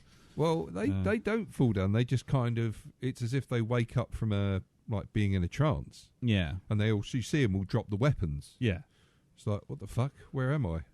Why have I got my bollocks out? You know? No, they don't seem to be particularly bothered by that at all, do they? No, they don't. No. But so overall, did you like this film? Yeah, I actually enjoyed it. Okay, I even the over the top character at the very beginning, who's, you know, who dishes out the actual warning cards. Don't fucking swear. Yeah, exactly. Yeah, that sort of thing. I even liked him. I thought he was. Or the Cockney American. The Cockney American. Yeah, he's American. Really? He sounds very. No, he's not. He comes from Dartford. Yeah, very clearly comes from Dartford. Yeah. Ah, cool. Okie dokie. Well, we'll get into more as we go on because it'll start being one of those acid flashback things again. Oh, it certainly will do, yeah. But we'll move on to Elton, sir. Right. Unlike Jim and Darren, I haven't seen the short. No, And me neither. So, well, going into this blind, I'd heard about it, and I'd heard that it was a great movie. It's not what I was expecting. That's a very delicate way around it. You can say if you don't like it, you know that. We're not gonna bar you. No, Except on the me, contrary, I thought it was flipping brilliant. I didn't know what I was quite expecting. I think Did you have a roast dinner on hand? no, not this time round. No. I Really, think- this is more selection box job, probably. Really. Yeah, it's more of a box of roses. Go on, sorry, carry on that one. I was expecting more of a horror movie. To the point where Santa goes bad, goes rogue, and kills people, and then you got to trick him into being good. Yeah. Pretty much the cliche sort of Santa thing. Either he falls down, bumps his head, and can't remember that he's Santa, or he's bad, and you got to turn him good again. Yeah. And that's pretty much 90% of all Santa movies. This one, I thought it was so really well crafted. It just looked. I know there's a lot of shots from outdoors, but it was just beautiful in the way that it was shot. You felt really cold watching it as well. It could have gone down the uber violent path so many times as well. Like Darren said, when the guy was poking what we thought was Santa with a stick. Yeah. You had visions of it kicking straight off, and it didn't. And the more he poked and the more it didn't kick off, the more it ramped up for you watching it, going, "Ooh, it's going to happen soon. Yeah. It's really going to happen. Oh, this is good." Yeah. And I sat there going, I really, genuinely adored it. I thought it was really, really good. I watched it last night, and I'm really glad I watched it last night because it's the right time of year to watch it as well. Oh. I feel if you were getting more towards Christmas time and having the Christmas spirit build up a lot more, I think you would have lost this. It's not that kind of movie. It's a movie to, start your journey towards Christmas. Yeah. Yes, definitely. Yeah. Definitely. You know what date it was? I mean, it's like, yesterday was the first. So really, when I started that film, it went 24 days to Christmas. Yeah. It's like, That's true, yeah. I would pretend that we planned it that way, but we didn't. All right, carry on, Elton. But I like the because we were tricked into thinking that was Santa. It was nice to find out that he was one of his little helpers. But I was never disappointed that I didn't see Santa. I was quite happy with the little helper thing, because in the book you saw pictures of Santa dropping people into oil and stuff like that, and then you realise, well, hang on, maybe that's how he turned all these men into his little helpers. That's not that's not Santa, the one that we thought we met, grabbing a little boy and putting him in oil. It could be Santa putting men into oil. And so that scale changed for me. But I was never disappointed not to see Santa. I was quite happy to see the horns, and that was it. I was happy. Okay. I mean, before I get into my feedback, I mean, what did you think about that whole thing of sawing the horns off? Was there something I missed when they saw the horns off him?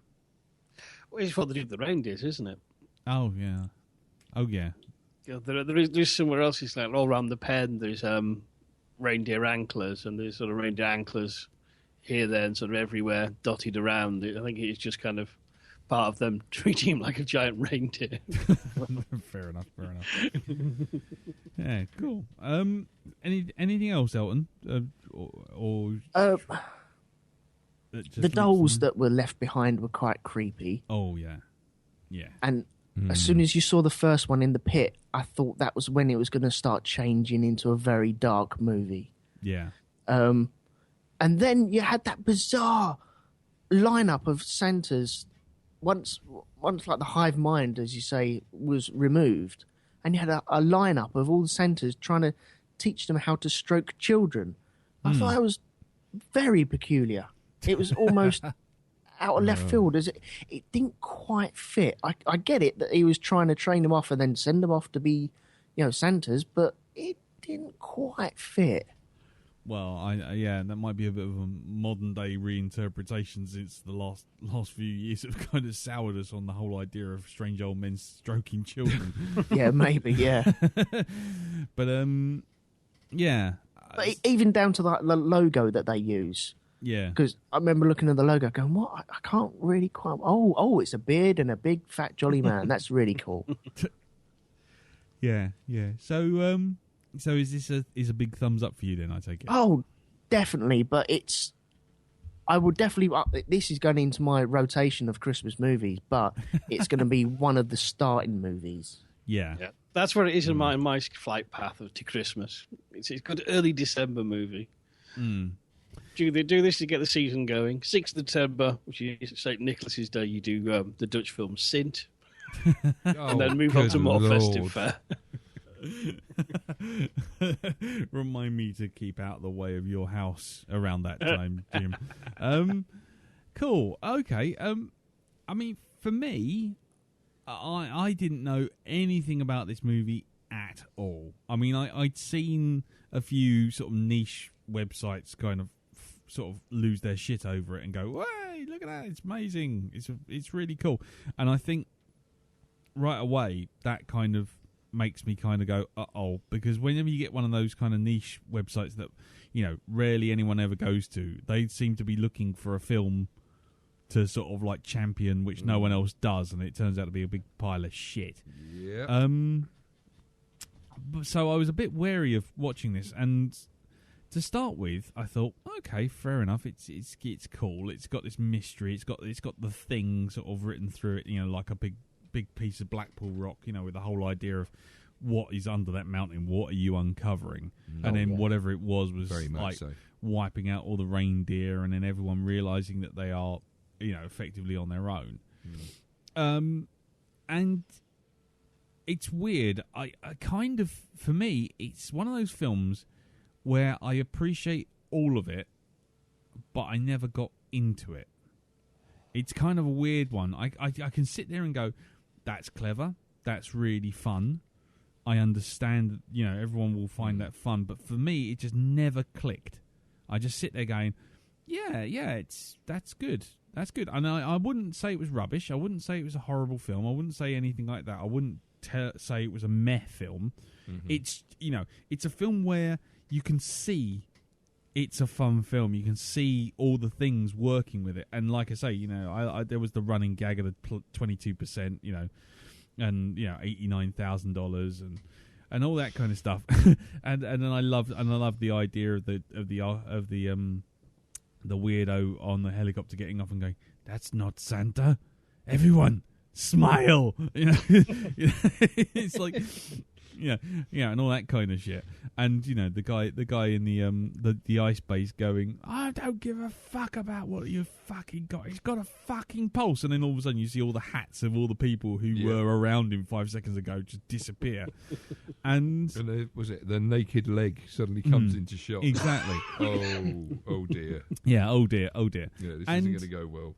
Exactly, and it was so. And it was one of those films that I think it's one of those films that if I watch it again, I'd be more in on the joke and sort of more able to appreciate it. But the first time round watching it, I just sat there going, he doesn't know whether it wants to be a comedy or it wants to be a horror film or it wants to be a fairy tale. Because every now and again I got sort of nods and winks to sort of let the right one in with the kids. Sort of that was like a bit, the feel of it. The feel of it. Mm-hmm. And there was lots of stuff like that. And then, as you say, with the sort of creepy, we think he's Santa and he's kind of curled up in that sort of half.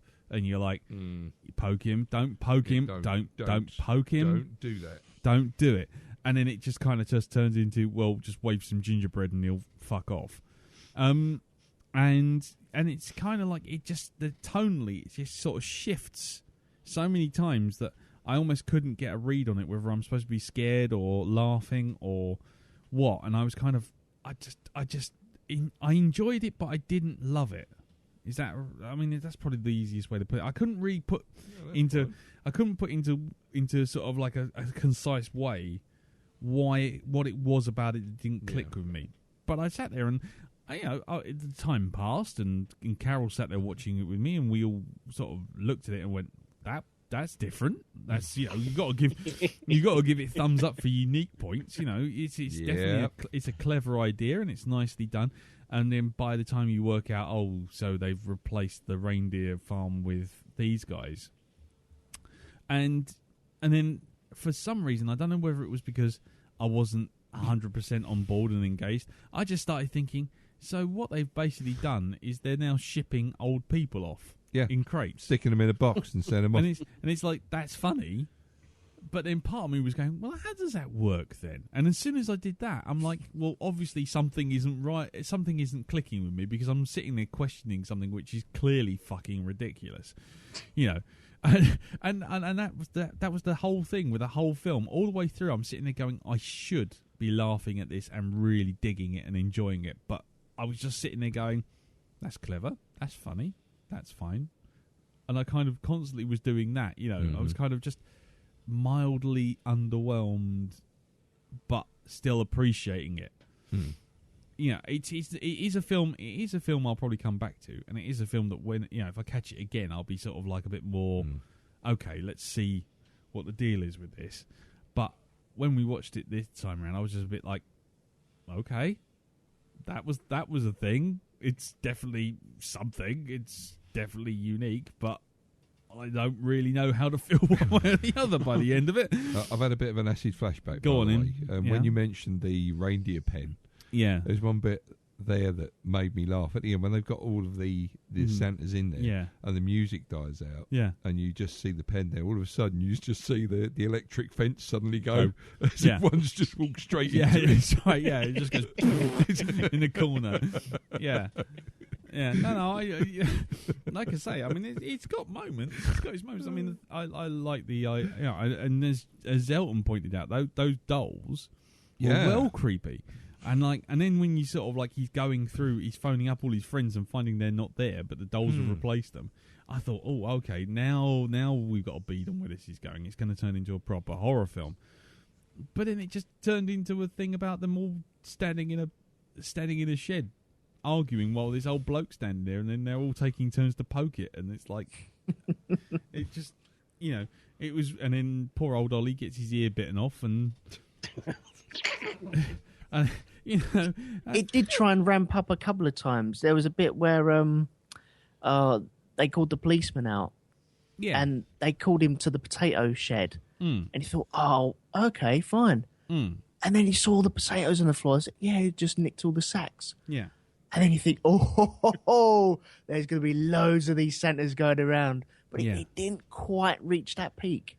No, that's it. No, I mean that was the sort of, it was sort of like, on the one hand, it was really well constructed. There was never any exposition. It was as far away from something like Interstellar, which would have basically had a line of dialogue for every single event happen. Yeah, you would have had a National Geographic Channel sort of dedicated documentary about why Santas would carry sacks and why they had to be potato sacks, and potato sacks were big enough to carry children in. Well, if they can carry children in, they must have a tensile strength of, you would have had something like that, but. It didn't tell you anything. It was just like the policeman just dropped the whole thing about, someone's nicked a load of radiators and someone's nicked a hairdryer, and it was all just little drops in the middle of actual conversations. And it was that bloke finds his wife's hairdryer as well on the just before they go and meet the guy. Tells him about Santa. Yeah, that's right. Yeah, he just finds it, and that's because they've nicked it and they've left it, and it's like things like that. I just really appreciate because it was like, it's not forcing it in your face, it's letting you work that stuff out, and that was really nicely done. There was some real nice visual storytelling there, which I really appreciated. But like I say, the net result of the whole thing was, I just came away thinking, I really appreciate that, and I'm really glad I saw it, but I didn't get the buzz out of it that I think I was expecting. I don't know why. And like I say, it will be a film that I will return to at some point, because I'm really curious to sort of know why I didn't really dig it. Because that kind of weird thing is kind of like something that I used to sort of feed off of. I used to love those kind of mad films, and go and see them at Woolwich every Wednesday. Woolwich Cinema when they had the sort of like matinees and it'd be like, go and see this weird film I've never heard of. And that would have been something right up my street. But for just some reason, it just didn't quite click. Didn't do it for you. No, it's really weird. I think it'll play better on a second viewing. So I think it is a disorientating film. Yes. But on a second view, when you know what you're getting, you know you're getting rare exports, it gels because you're not worried about, well, is it a comedy, is it a fairy story, is it a horror film, is it a Christmas film? Yeah. It just is what it is. Yeah. And it actually works, perfectly fine. Yeah. Yeah, when you... I mean, as I said, I liked it the first time I saw it. And I think this is probably the fourth time I've watched it now. And so every time I love it a bit more. Yeah. Because there's just so... once you know what's sort of going on, you do begin to spot things. Like the first time I watched it, I didn't... there's a lot of things I didn't pick up on. Yeah. And this time you go, of course, that's where the radiators went. Yeah. Just... That's it's Actually, the elf doing the footprints on the roof. To me and, now. Yeah. And also just some of the black humour I missed the first time because I was just too like, what the fuck is this crazy film doing? It's like at the end where he says, "No, now you know how Santa gets to be everywhere. Just before I'm going to blow him to bits." Yeah. Yeah. How to get? He'll be a zillion places at once in a minute. Just a wonderfully little dark line, just almost tossed away. You know what I mean? 'Cause it doesn't run up to you in the face going, "Ha ha! Look, funny line." Yeah, no, that's the brilliance of it. I mean, that's what I'm saying. It's like it is a film. I sort of sit there and think, a different time in a different place, I'd probably be digging that majorly, but it just didn't grab me. But I think, yeah, you're right. If I watch it again, I'm going to be more sort of into it. I think we're more aware of it anyway. I'm more aware of what I'm getting into. So that which will pay dividends because I think that's kind of part of the problem. I mean, because the other thing I didn't quite get was how, I don't know. I'm trying to work out how to best put it. How the whole mining thing. They were mining for Santa, and they obviously got it. Yet no one turned around at any point and sort of went, "Hold on, what the fuck is that?" It's a sort of like 300-foot high ice ball with a bunch of horns sticking out. But what did the guy actually want it for? What did he actually... He wanted to find Santa. He said it was his lifelong dream to find Santa. Yeah, that was the whole thing. That was the whole thing. Yeah. Because he says I got the impression, it says the site was a sacred grave, and I got the impression he kind of thought he found the truth behind the legend, and the legend turned out to be a bit more legendary in real life than anyone was expecting. Yeah, because like my impression is like they break the containment chamber, as it were, like the sawdust. Yeah, that they've packed it with, so it stays frozen for goddamn ever. And once that's broken, the elves then break it out. So no one, I think, actually got a look at the big ball of ice with horns because the elves had come and massacred everybody. Yeah, and spirited away the Santa to the barn and were busy like stealing every radiator that wasn't nailed down, or even ones that were nailed down. Can I ask then? Yeah. Were the elves in with Santa, or were they just around waiting for someone to break him loose? Actually, I don't know where the elves come. I assume the elves were kind of just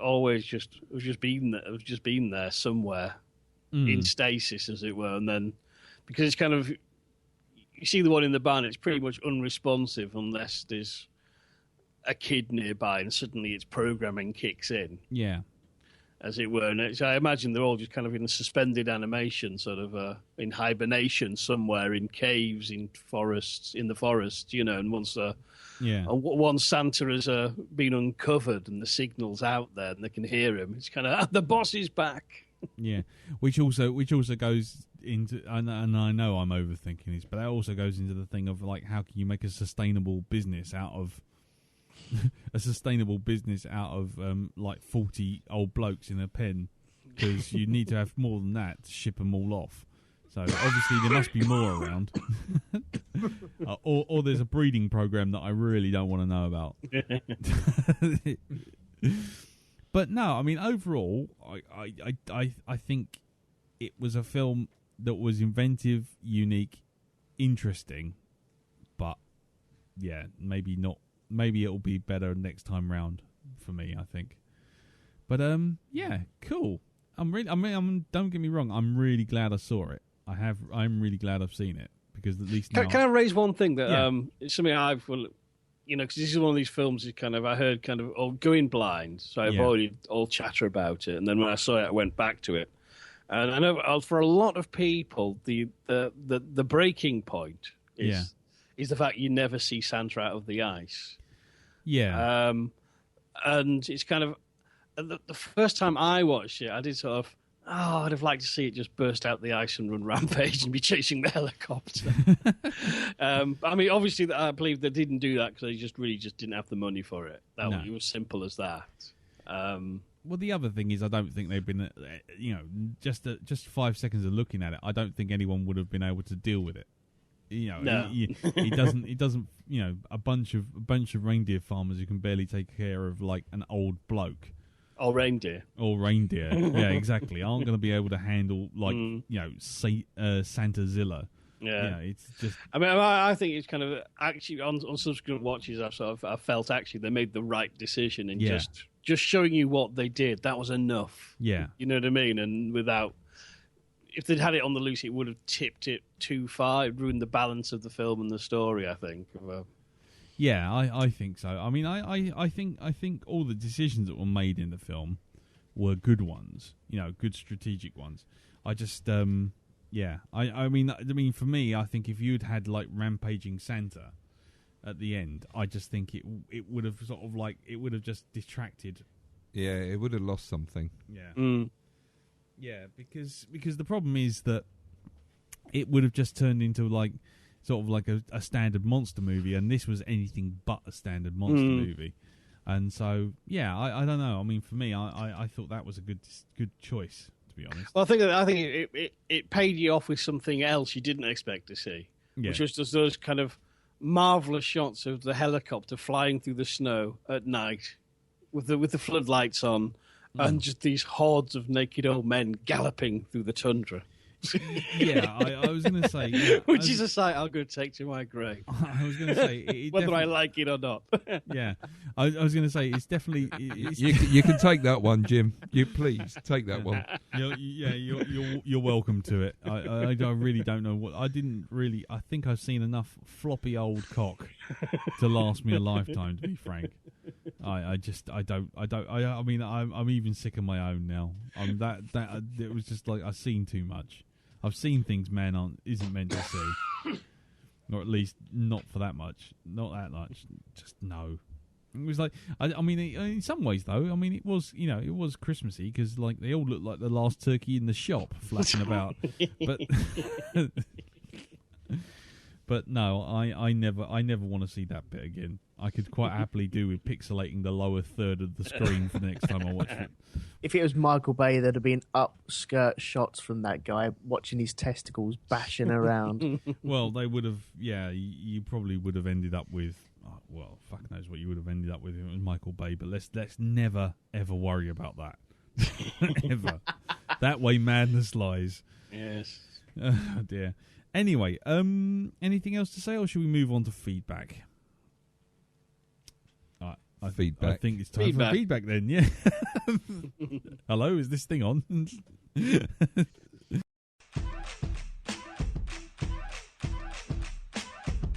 Now put your hands up, here online, doing real fine, we're doing our podcast thing.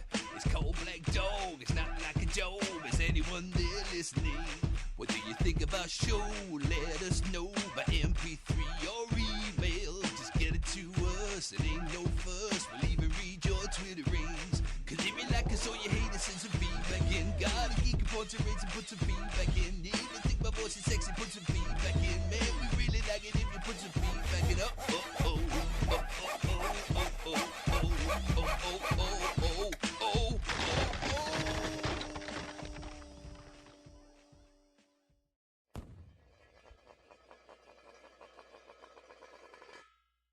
Right, okay, so feedback time. Okay, so the first piece of feedback I have is from Scott Matheson, our man up in the north. Yeah, north of the border. North of the border.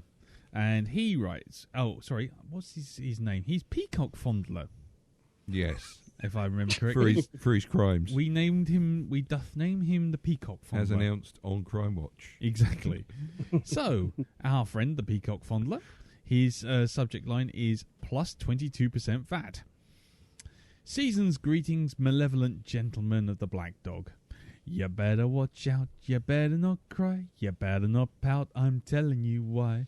Darren Diamond's coming to town in a sparkly red thong carrying a burlap potato sack. It's an interesting little flick. I have no idea what I was expecting, but having seen only the Blackdog cover art, which looks like a cross between Zombieland and Carry On Up the Snowdrift, which is in no way a slight on the matter. In fact, no way a slight. As in matter of fact, I think it looks pretty ace. So this was a proper mystery monocle for me, and it utterly paid off. I thought it was really interesting in the innocent eyes of the youth, namely Pietri,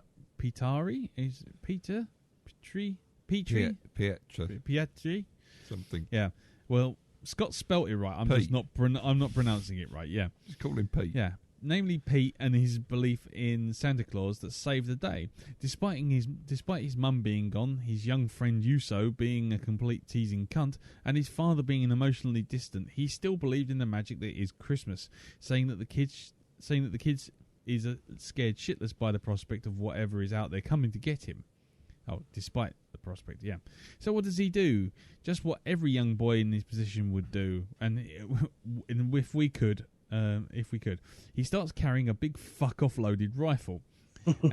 As romantic a notion as Christmas is, this seems more a tale of Krampus capturing naughty children in his sack and eating them on a lead up to Christmas. But I like the twist that the image of Santa Claus we have are in fact the elves doing the demon's bidding in preparation for his arrival. I don't, however, think there were any need to see old man saggy old ball scrotes. Just no need. Give them some filthy dishcloths, but save us the embarrassment. I like how the creepy old codger brigade was the sort of had the sort of supernatural abilities they had, and the sheer amount of them seemed to back up how he can be in a million places at once statement, which I think they mention in the dialogue. I don't think the film pandered to its audience, and in some respects, unlike many multi-million-dollar productions, there was no big exposition dumps. It sort of let you fill in the gaps. Like the many missing radiators, ovens, the Amo's wife's hairdryer being used to defrost Santa. It was all just there. They didn't hit us repeatedly in the face with it. I mean, he's a giant 50-foot fucking ice cube. You aren't going to be able to leave him in the sink overnight to thaw. The film itself took a little while to get going, but in an 82-minute flick, it passed remarkably slowly, but not dragging so much that the climax felt a wee bit rushed. And more time could have been spent on Petrie being a badass than exploring the dysfunctional relationship he had with his father, and both of them trying to connect with one another. When he fires that enormous handheld cannon to get the adults' attention, it started to gather pace, and the kid took charge to win the day. The bravery of Petrie in the face of certain death was more believable than some adult actors being asked to portray some sort of self-sacrifice scenario. I would say that when he's hanging onto a net full of children and attached to a helicopter being followed by a herd of psychopathic elves, it may have jumped the shark and had Ride of the Valkyries been playing in the background, and I would have, but it was still good fun and I still enjoyed it. Turning the whole experience into a business was a really nice touch and almost the comic relief of the whole film. Like I said, it was an interesting little flick. As always, chaps, let the good times roll. Scott Peacock Fondler Matheson. Thank you, Scott, and apologies for ruining all that readout. Good feedback. There you go. Indeed. Thank you very much, sir. His mate was a bastard, wasn't he? His mate was an absolute cockend. Yeah, I didn't like him one bit. No. And he deserved that mullet. Yeah. It wasn't just a mullet. He deserved to be stuck in that sack and eaten. I was quite... and I like that. Do you have to go back? Like, oh, yes, you all have to go back in the sack. Yeah, you all have to go back in the sack. And worse than that, it's like they unwrap Spacker mullet head, the cunt, and then don't unwrap any of the other kids. No. It's like, oh, nice. Thanks for that. Great. Anyway, yeah. So anyway, thank you very much for that, Peacock Fondler. Your feedback was good, and my reading was shit. So, Darren. We've got one from Herc. Ah, Mr. Herc. He hasn't got a superhero name yet, has he?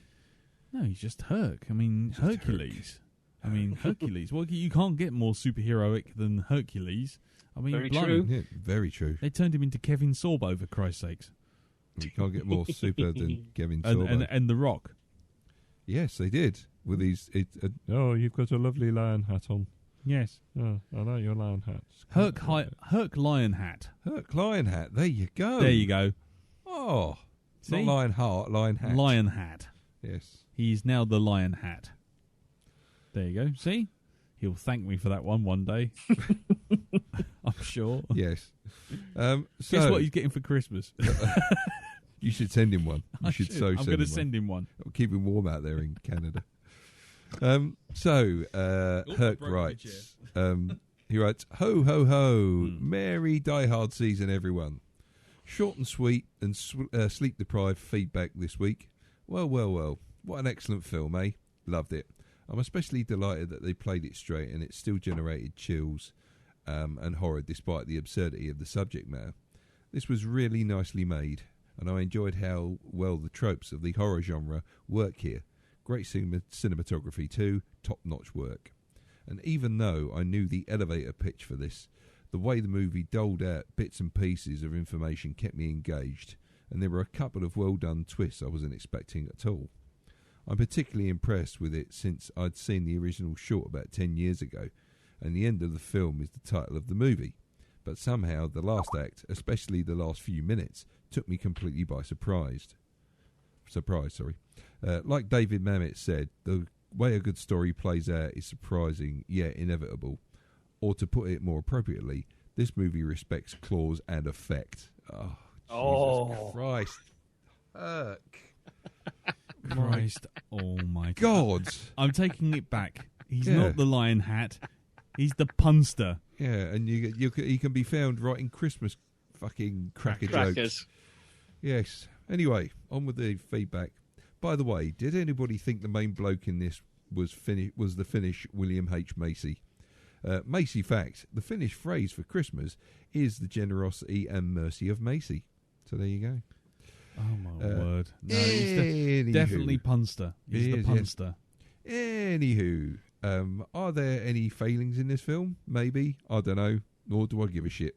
It's so nice to see a completely fresh idea, well executed, that scares and amuses and delights in equal measure. Loved it. Cheers for putting it on the Blackdog list. Putting this on my list of movies to watch around Christmas and Halloween. Love and hugs, Herc. P.S. I hope they leave it as it is and don't make 3 sequels, the last of which will star Michael Lovely Conservatory Caine and be called Claus the Revenge. Yeah. P.P.S. Yeah. P.P.S. It's a good thing I'm sleep deprived, else I'd write a lengthy Graydon-esque treatise on the subtext of the movie, which features a grizzled naked old man being roused by the scent of young boys. I am surprised we haven't got anything from Danny. Have we got something from Danny on No. Oh, no. Man. Okay. Anyway, that was Herc's. I'm going to call him the Mother Punster. The Mother Punster. Yes. Mother Punster. That's it. That's his name. It's official. He's the punster. Yeah. Don't you know? Yes, the money punster. There we go. He's the money punster. Money punster. The money punster. Okay, well, Jim, thank you very much for that, Herc. I'm glad you liked it. Just, man alive, those puns, they were painful. They were really painful. They are a crime against punnage, I feel. I don't know. I got to give him points for consistency. Well, yeah. Yeah, anyway. From the Money Punster in Canada, thank you very much for that, Herc. Moving on. Jim, who do we have next? The Otter Puncher. The Otter Puncher. So we got Money Punster, Otter Puncher, Peacock Fondler, We're doing well. And we got Frog Stomper as well later. Oh, Frog Stomper. Oh, I've got Belly Stapler, so it's all good. This is turning into a proper Justice League now. It is indeed. It is. Well, go on then, Jim. Let's hear what Otter Puncher has to say. Mr. Jack P. Starro. He writes, Dear chaps, D, L, J and E. Although I generally don't truck with doing anything Christmassy before the 12th, or at a bare minimum, not until after Thanksgiving, I decided to check this one out last week. First off, I did not realise it wasn't an English language movie. Not that there's anything wrong with that. Nor did I realise in advance that it was a Finnish movie. Not that there's anything wrong with that, technically. However, what I was expecting was some kind of movie where a bunch of hunters capture Santa Claus. And I didn't exactly get that either. What I did get was interesting. I thought the premise that our modern conception of Santa was an evolution of a mythical child-hunting demonic beastie was interesting, given how in real life Santa as we know him has a rather complicated history involving real-life saints and older pagan traditions, and that in some parts of the world he is characterised rather differently. Such as when I lived in Holland, I was rather gobsmacked to hear that their version is accompanied by an astonishingly un-PC little gollywog elf creature called Black Pete to punish the little children, so that old Sinterklaas needn't dirty his white hands. Oh, and then there's Krampus, whatever the hell that is. Maybe Jizza can explain for us. Anyhow, I was rather taken with the idea that in the shape of Santa's floppy hat was designed to disguise his demonic horns, and was disappointed that the idea was never really paid off. In fact, the whole payoff, or rather lack of payoff, of the actual Santa monster was a bit of a letdown for me, to be honest. At the very least, I would have liked to see a glimpse of the massive creature breaking itself free, moments before being blown to smithereens. But maybe that's just my American blockbuster brainwashing at fault. I thought the cast was good, especially the kid, and as overly dramatic turnabout as though it was, I quite liked how the bullied kid became this ultra-brave tactical badass with a plan about the end. It was odd because it kind of played with the kid movie wish fulfillment in a film that was far too gory to show to kids. All in all, I kind of liked it, but probably wouldn't watch it again. That said, I really enjoyed the change of pace and would like to encourage the cast to do more foreign language films, maybe like The City of Lost Children, The Devil's Backbone, Kung Fu Hustle, or other films I've been waiting for an excuse to actually watch. All the best, lovies. Hugs and gingerbread, Jack. Thank you very much. P.S. Yep. P.S. Oh. I really wasn't expecting the elves to be old men. Naked old men. In fact, I don't think I've seen a film before with this many octogenarian cocks flopping in the wind. And I feel like it should have some sort of trigger warning label for anyone who's ever been gangbanged in a nursing home or is otherwise generally adverse to having their eyes assaulted by an advancing army of ancient tallywhackers. Shudder. PPS. Please ask Dazza to read that last line again in his best Sean Connery impression. I love the way Sean says, tallywhacker. Sorry, read the line. Read the line out again, Jim. What was the line?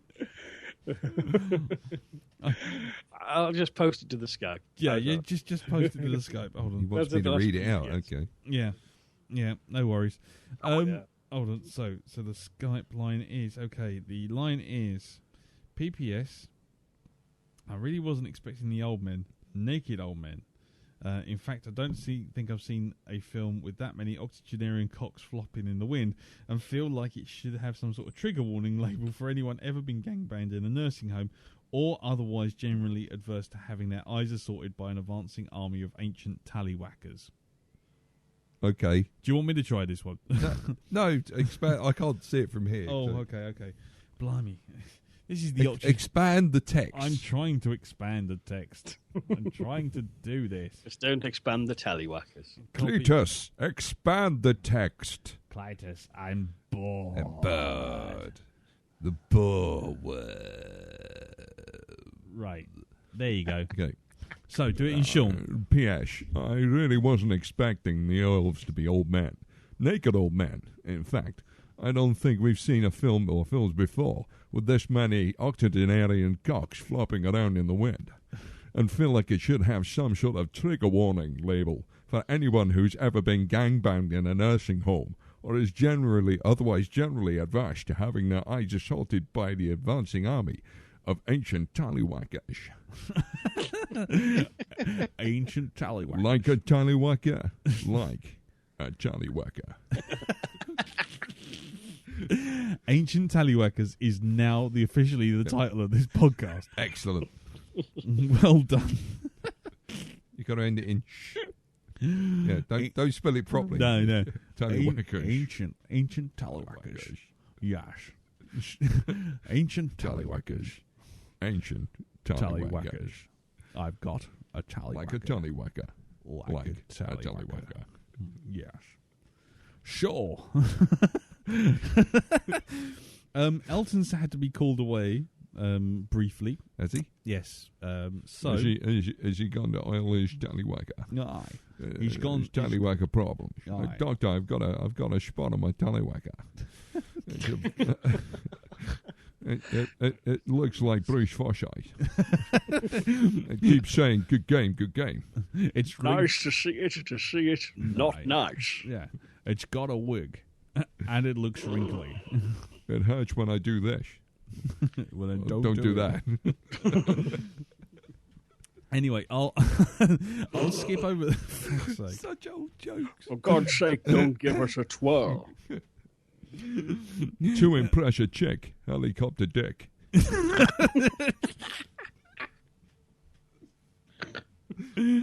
This looks like the last turkey in the shop.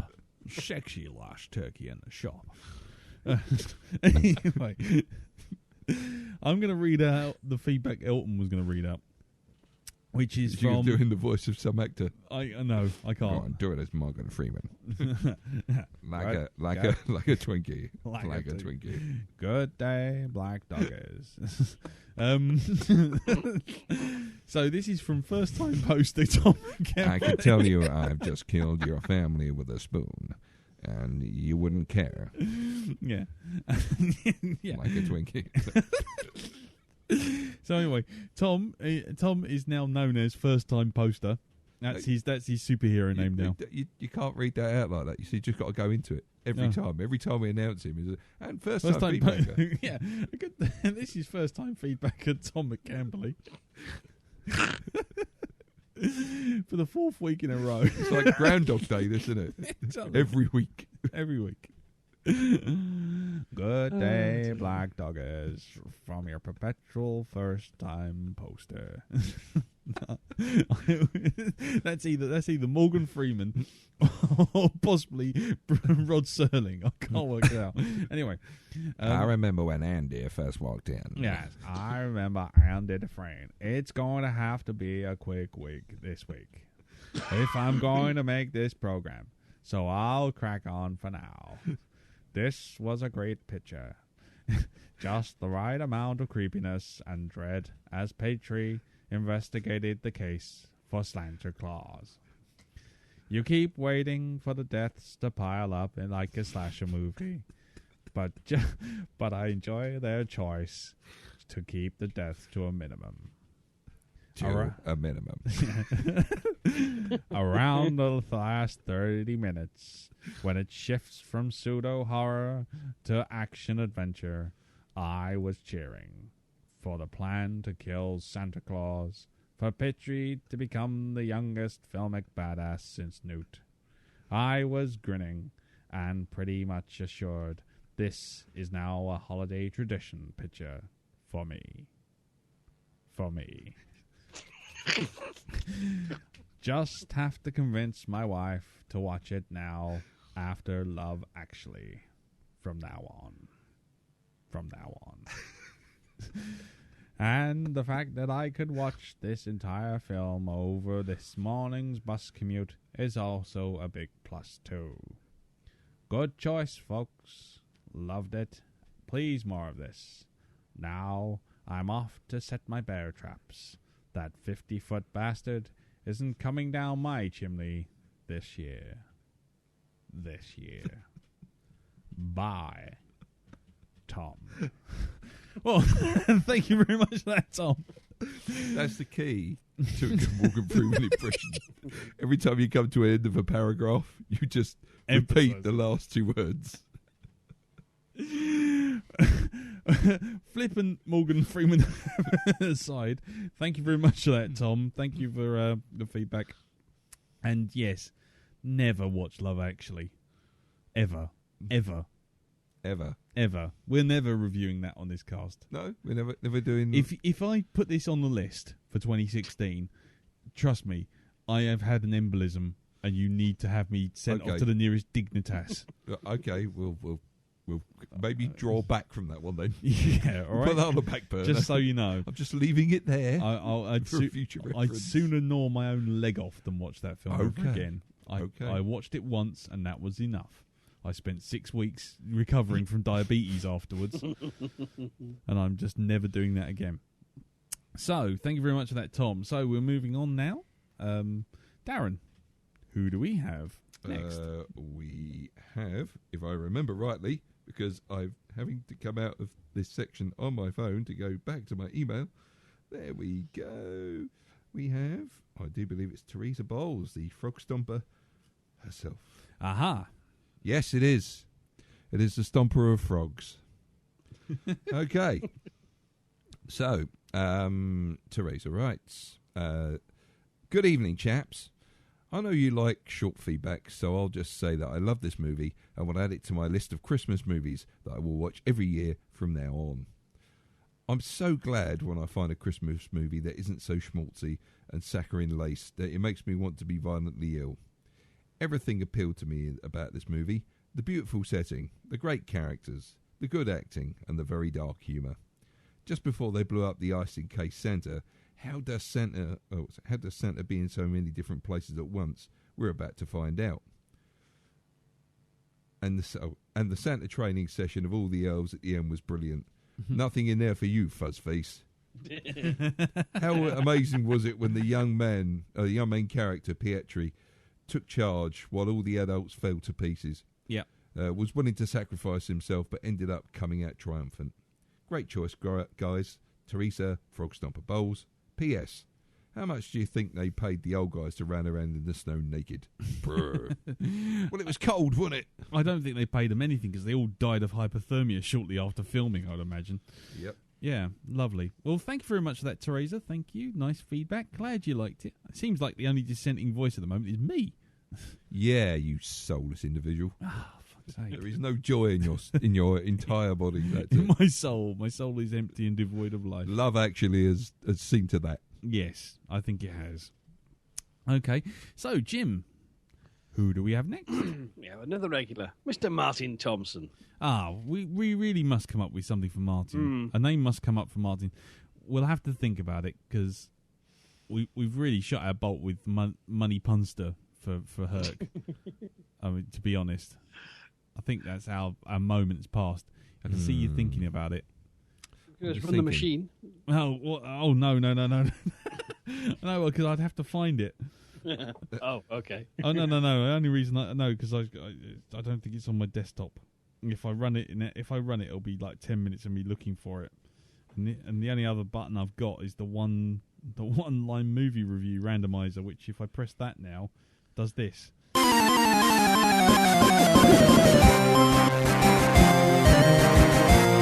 Everybody betrayed me. I fed up with this world. Yeah. But so dear. Actually, you know what? That could be I don't know. We got to use that jingle somewhere. Oh dear! And I would have had to do a 1 minute review of Battleship, 1 line review of Battleship. I don't think I'd ever do that. It was shit. There we go. It was shit. Anyway, yes. Sorry. Anyway, carry on, Jim. A strange interruption there. Yes. Martin writes, subject line, the elves are making a nest for Santa. Hi, Lee, Darren, Jim and Elton. Okay, rare exports. I hadn't seen this film before, but it had a good reputation for being a dark Christmas tale, and I really enjoyed it. It was a slow build, but there were some nice twists towards the end, especially with the captured Santa being an elf all along. Pietro was a great character and quite a little badass too. You have to wonder if he took some glee in leaving his classmates all bagged up to lead the elves away.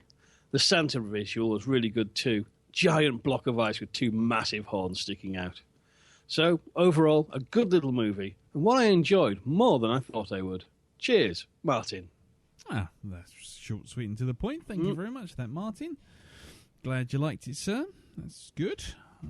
Like I say, I'm really encouraged by this. I just think I just need to watch it again now. I think I need to almost go out and watch it after dropping you off, Darren. Darren. Yes. Hello. Hello. Right.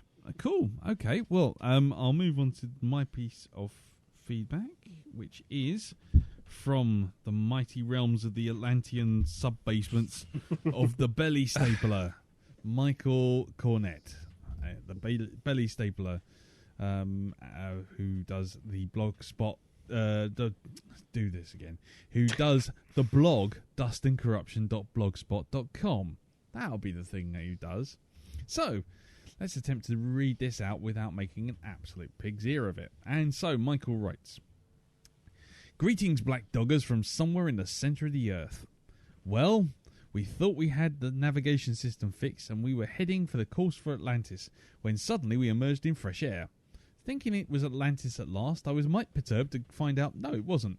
It was the centre of the fucking Earth. Okay, so it's hollow after all. Well, there you go. Go figure." I looked over the system and found it had been sabotaged. Sabotage! Who, I ask you, who? Well, I was prepared to dazzle the crew with my brilliant deductions, and then suddenly Roger the cabin boy laughed, confessed, and threw a smoke bomb and escaped. Well, so much for that. It was me, I tell you, and I'll do it again. Smoke bomb. I can just imagine him doing that. Smoke bomb, and then just like the smoke clears and he's still standing there like, trying to open the door behind him. Anyway, so we were harbouring an Atlantean saboteur all the time. Professor Powerbottom and the rest of the crew are all rather upset by this, as he also damaged the engine. So we've had to have a go and look for some shut-upium and hand-wavium down there at the centre of the Earth. So we'll be here for a while, I guess. It was the Professor's turn to pick a movie this week, and we watched Rare Exports.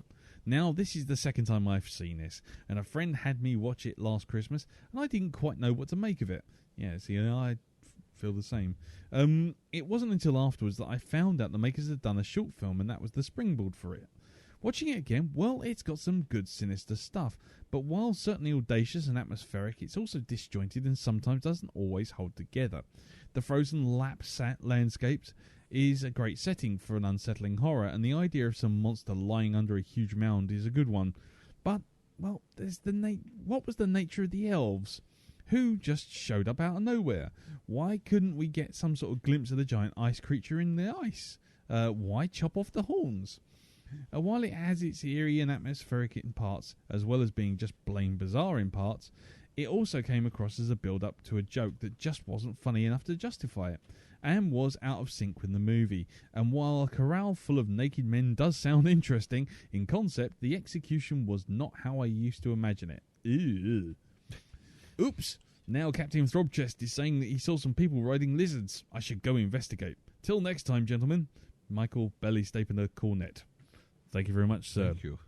And just remember, if you're in the centre of the earth, if you find Doug McClure, give him a hand. Yeah. Peter Cushing could probably use a hand, and any flying budgie regards. What are they called again, Jim? Those things? The Warlords of Atlantis. What was that? Those big falcony things. Killer Giant Budgerigars. Yeah, Killer Giant Budgerigars. That was it, really, wasn't it? Cool. What are they called? I don't know. My brain's gone. I was trying to remember what they were, so it would at least be funny, but I've made a terrible faux pas by dragging it out far too long. Right. The Mahas. The Mahas. The Mahas. That sounds like, oh God almighty. The Maha men. Isn't that, didn't they sing Who Let the Dogs Out? Oh dear. Oh dear. Anyway. Right. Right, the next piece of feedback, which Elton was supposed to read out, but he's still somewhat indisposed, was from Simon Dennis. And Simon Dennis recently did an app for us in Windows. Yes, he did. A Windows 8 app, desktop app, which if you go to the Windows Store or the Microsoft Store, you can get for free, and it does all the downloading vajazzle podcasting thing straight to your Windows 8 desktop, which is bloody damn cool if you ask me. But yes, so we're endlessly appreciative of that. And so he's written in to us about... I've lost the bloody email, haven't I? I clearly lost the email. He's written in to us about rare exports, and he says this. Hello Lee, Darren, Jim and Elton. So, on Friday I sat down to watch Rare Exports and looking forward to some Christmas cheer this December looms over us. As December looms over us. What did I end up with? Hundreds of naked, beardy old geezers in a reindeer pen. Cheers. Overall, I enjoyed this film. I like the role reversal of your usual Christmas movies where everyone believes in Santa except for a grumpy disbeliever. Here you have everyone except the kid and the archaeologist not really knowing what's going on for a good portion of the film. For me, the turning point came when the boy testing his theory by phoning around his friends and realising that they'd all been taken. This was where the film moved from being a Christmas thriller to becoming a strange European fairy tale. But what was it with the gingerbread men? I think there may have been an added ingredient. It would have been good to see the defrosted version of Santa, but oh well, it's a film with only an hour and 12 minutes long. They're sure packed and locked in, and I was never bored. Thank you again. Till next time, Merry Christmas, Simon Dennis. Thank you very much, sir. Very good. Yes, and again, do check out Simon's app, the Blackdog podcast app that you can find on the Windows. I think it works on Windows phones as well. It does? Yeah. Oh, right, okay. He's done a fantastic job, and we shall salute him. No, I'm saluting him right now. Yes. Right now, right this very minute. There you go. Salute. Thank you, sir. Thank you, sir. And so that's all the written feedback, as far as I'm aware. And now it's time to move on to our MP3 feedback. And that is from Mr. John Campion. And let's hear what he has to say about Rare Exports. Hello, Lee, Darren, Jim and Elton. Rare Exports is a mystery monocle for me. Didn't know a lot about it. I saw the DVD cover and I saw the Blackdog header image and kind of assumed it would be some sort of grungy, anti-Christmas, cynical type of film. And lately, I've inadvertently caught a lot of the snippets of what seems to be Channel 5 straight-to-video Christmas season. And they may actually be the same film, just on an endless loop, I don't know. But one of the things that did strike me watching Rare Exports is how it parallels those conventional festive tales. In Rare Exports, you have the protagonist discovering the real Santa, discovering the true meaning of Christmas. They're poor but honest people who are elevated by the end of the story. But the film comes at those topics from an unexpected angle. And even at the end, when the characters decide that the true meaning of Christmas sucks, they just make their own using the newly unemployed Santa's helpers. Brilliant. So it is unconventional, but it's not cynical or nasty. It does have a grungy sort of element to it, but again, not in an unpleasant kind of a way, really. There's a real sense of community, of family and friendship being important to the protagonist. The performances are great all around. There are some lovely touches in the filmmaking. I particularly like the giant door 24 that houses the real Santa. The design of the folk tales that the kid reads is great, and there are even little throwaway bits like when they're setting the dynamite and the guy says, "Do you ever wonder how Santa can be in all those places at once?" And the other guy says, "We're about to find out." So yeah, it's great. A really good start to the Christmas season on the Blackdog, I think, as Hans Gruber would say. Now I have a rose-tinted specs. Ho, ho, ho. Thanks, guys. Ho, ho, ho. Thank you very much for that. Thank you, sir. Yeah. Yes, the Blackdog Grubermus, I think we should call it from here on in. Yeah. Oh well, I'm glad you liked it, John. And yes, it definitely misleads you. You kind of think it's going one way and goes another. It's cool. I do enjoy it, but I didn't enjoy it as much as I thought I would. But I'm glad that everyone else is really digging it. Anyone else got anything to add to John's feedback? No. No, it's cool. Nope. Cool. So, brilliant. Well, thank you very much to everyone sending in feedback. Thank you. Always appreciated. Unfortunately, Elton's had to toddle off, so he obviously would add something interesting at this point, but he's not here. But anyways, we hope everything's cool with him, and he's back next week without a problem. So now we are at the end of the film. At the end of the podcast. What am I talking about? Oh dear, it's all going downhill very, very quickly. Yes. So we're at the end, and now it's time to go on to our next Christmas movie. Well, if everyone thought that Rare Exports was a kind of going to be a big cynical sort of like dump of a movie, and then was, as John, rightly surprised by the fact that it's actually quite positive by the end, I think you'll be less surprised by the next film. The next film is a small independent film which managed to get Billy Bob Thornton on it when really he was kind of, his star was on the rise. And, well, there's no other way of putting it. It's called Bad Santa. And the title tells you all you need to know. He's a man who works in a shopping mall, and he's a very bad man. So, Darren, have you seen this film? Yeah, we both saw it. Remember? Yes. Yeah, I just want to remind myself. You haven't seen it, though, have you, Jim? No, I've not. No. Okay, fine.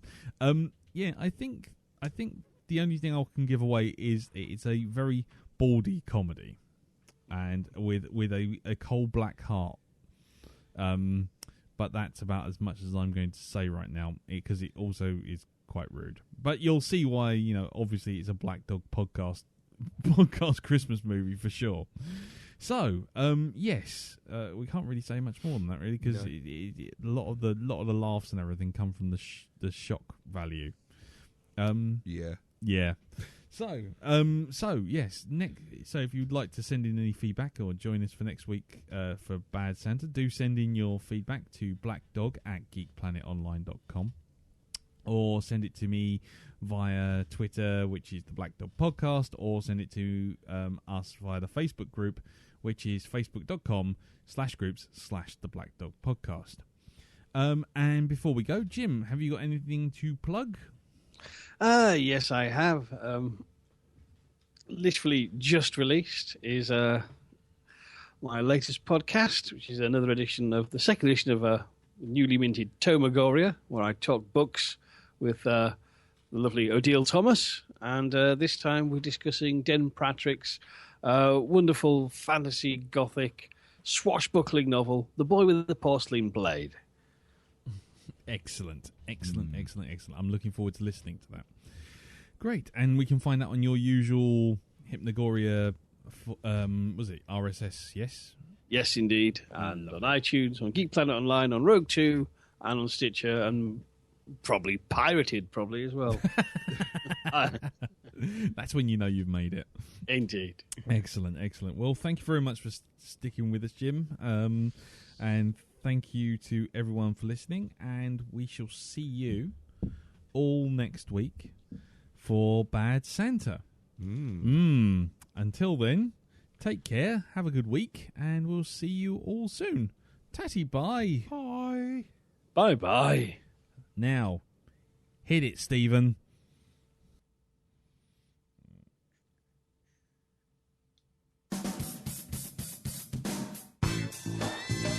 Ah, yeah. That's right, motherfuckers. I'm back, riding a funky track.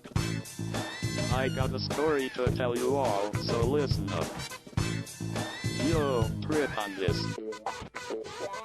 I'm rolling through the hood on a Saturday night, got a 40 in my left hand, dick in my right, some chronic in my lap, a pager in my cap, and a 9mm in the small of my back. I'm just chilling, no place to be. I take another pull off my 40Z. I'm thinking about skinning a fat ass tree, a B to the L to the UMT. Then I get a call on my dope cell phone. Check the caller ID. What up, Holmes? Yo, it's the Doom and his news ain't good. Little Pookie got capped last night in the hood. I feel like the world is fading away. I saw little Pookie just the other day. Pookie was my boy, we shared Kool-Aid in the park. Now some punks took his life in the dark. I asked Doomsday who the motherfuckers be. Some punk-ass bitches from MIT. The fucking institute, man, I should have known. I say meet me at my crib and hang up the phone. Playtime's over, I got a job to do. And the world will be less crowded by the time I'm through. And I'll keep rolling while bullets fly. Cause all my shootings be drive-bys. Drop bars. Rock butt. Rock butt. Drop bars. Get out of the booth, Jack. No, I like it in here.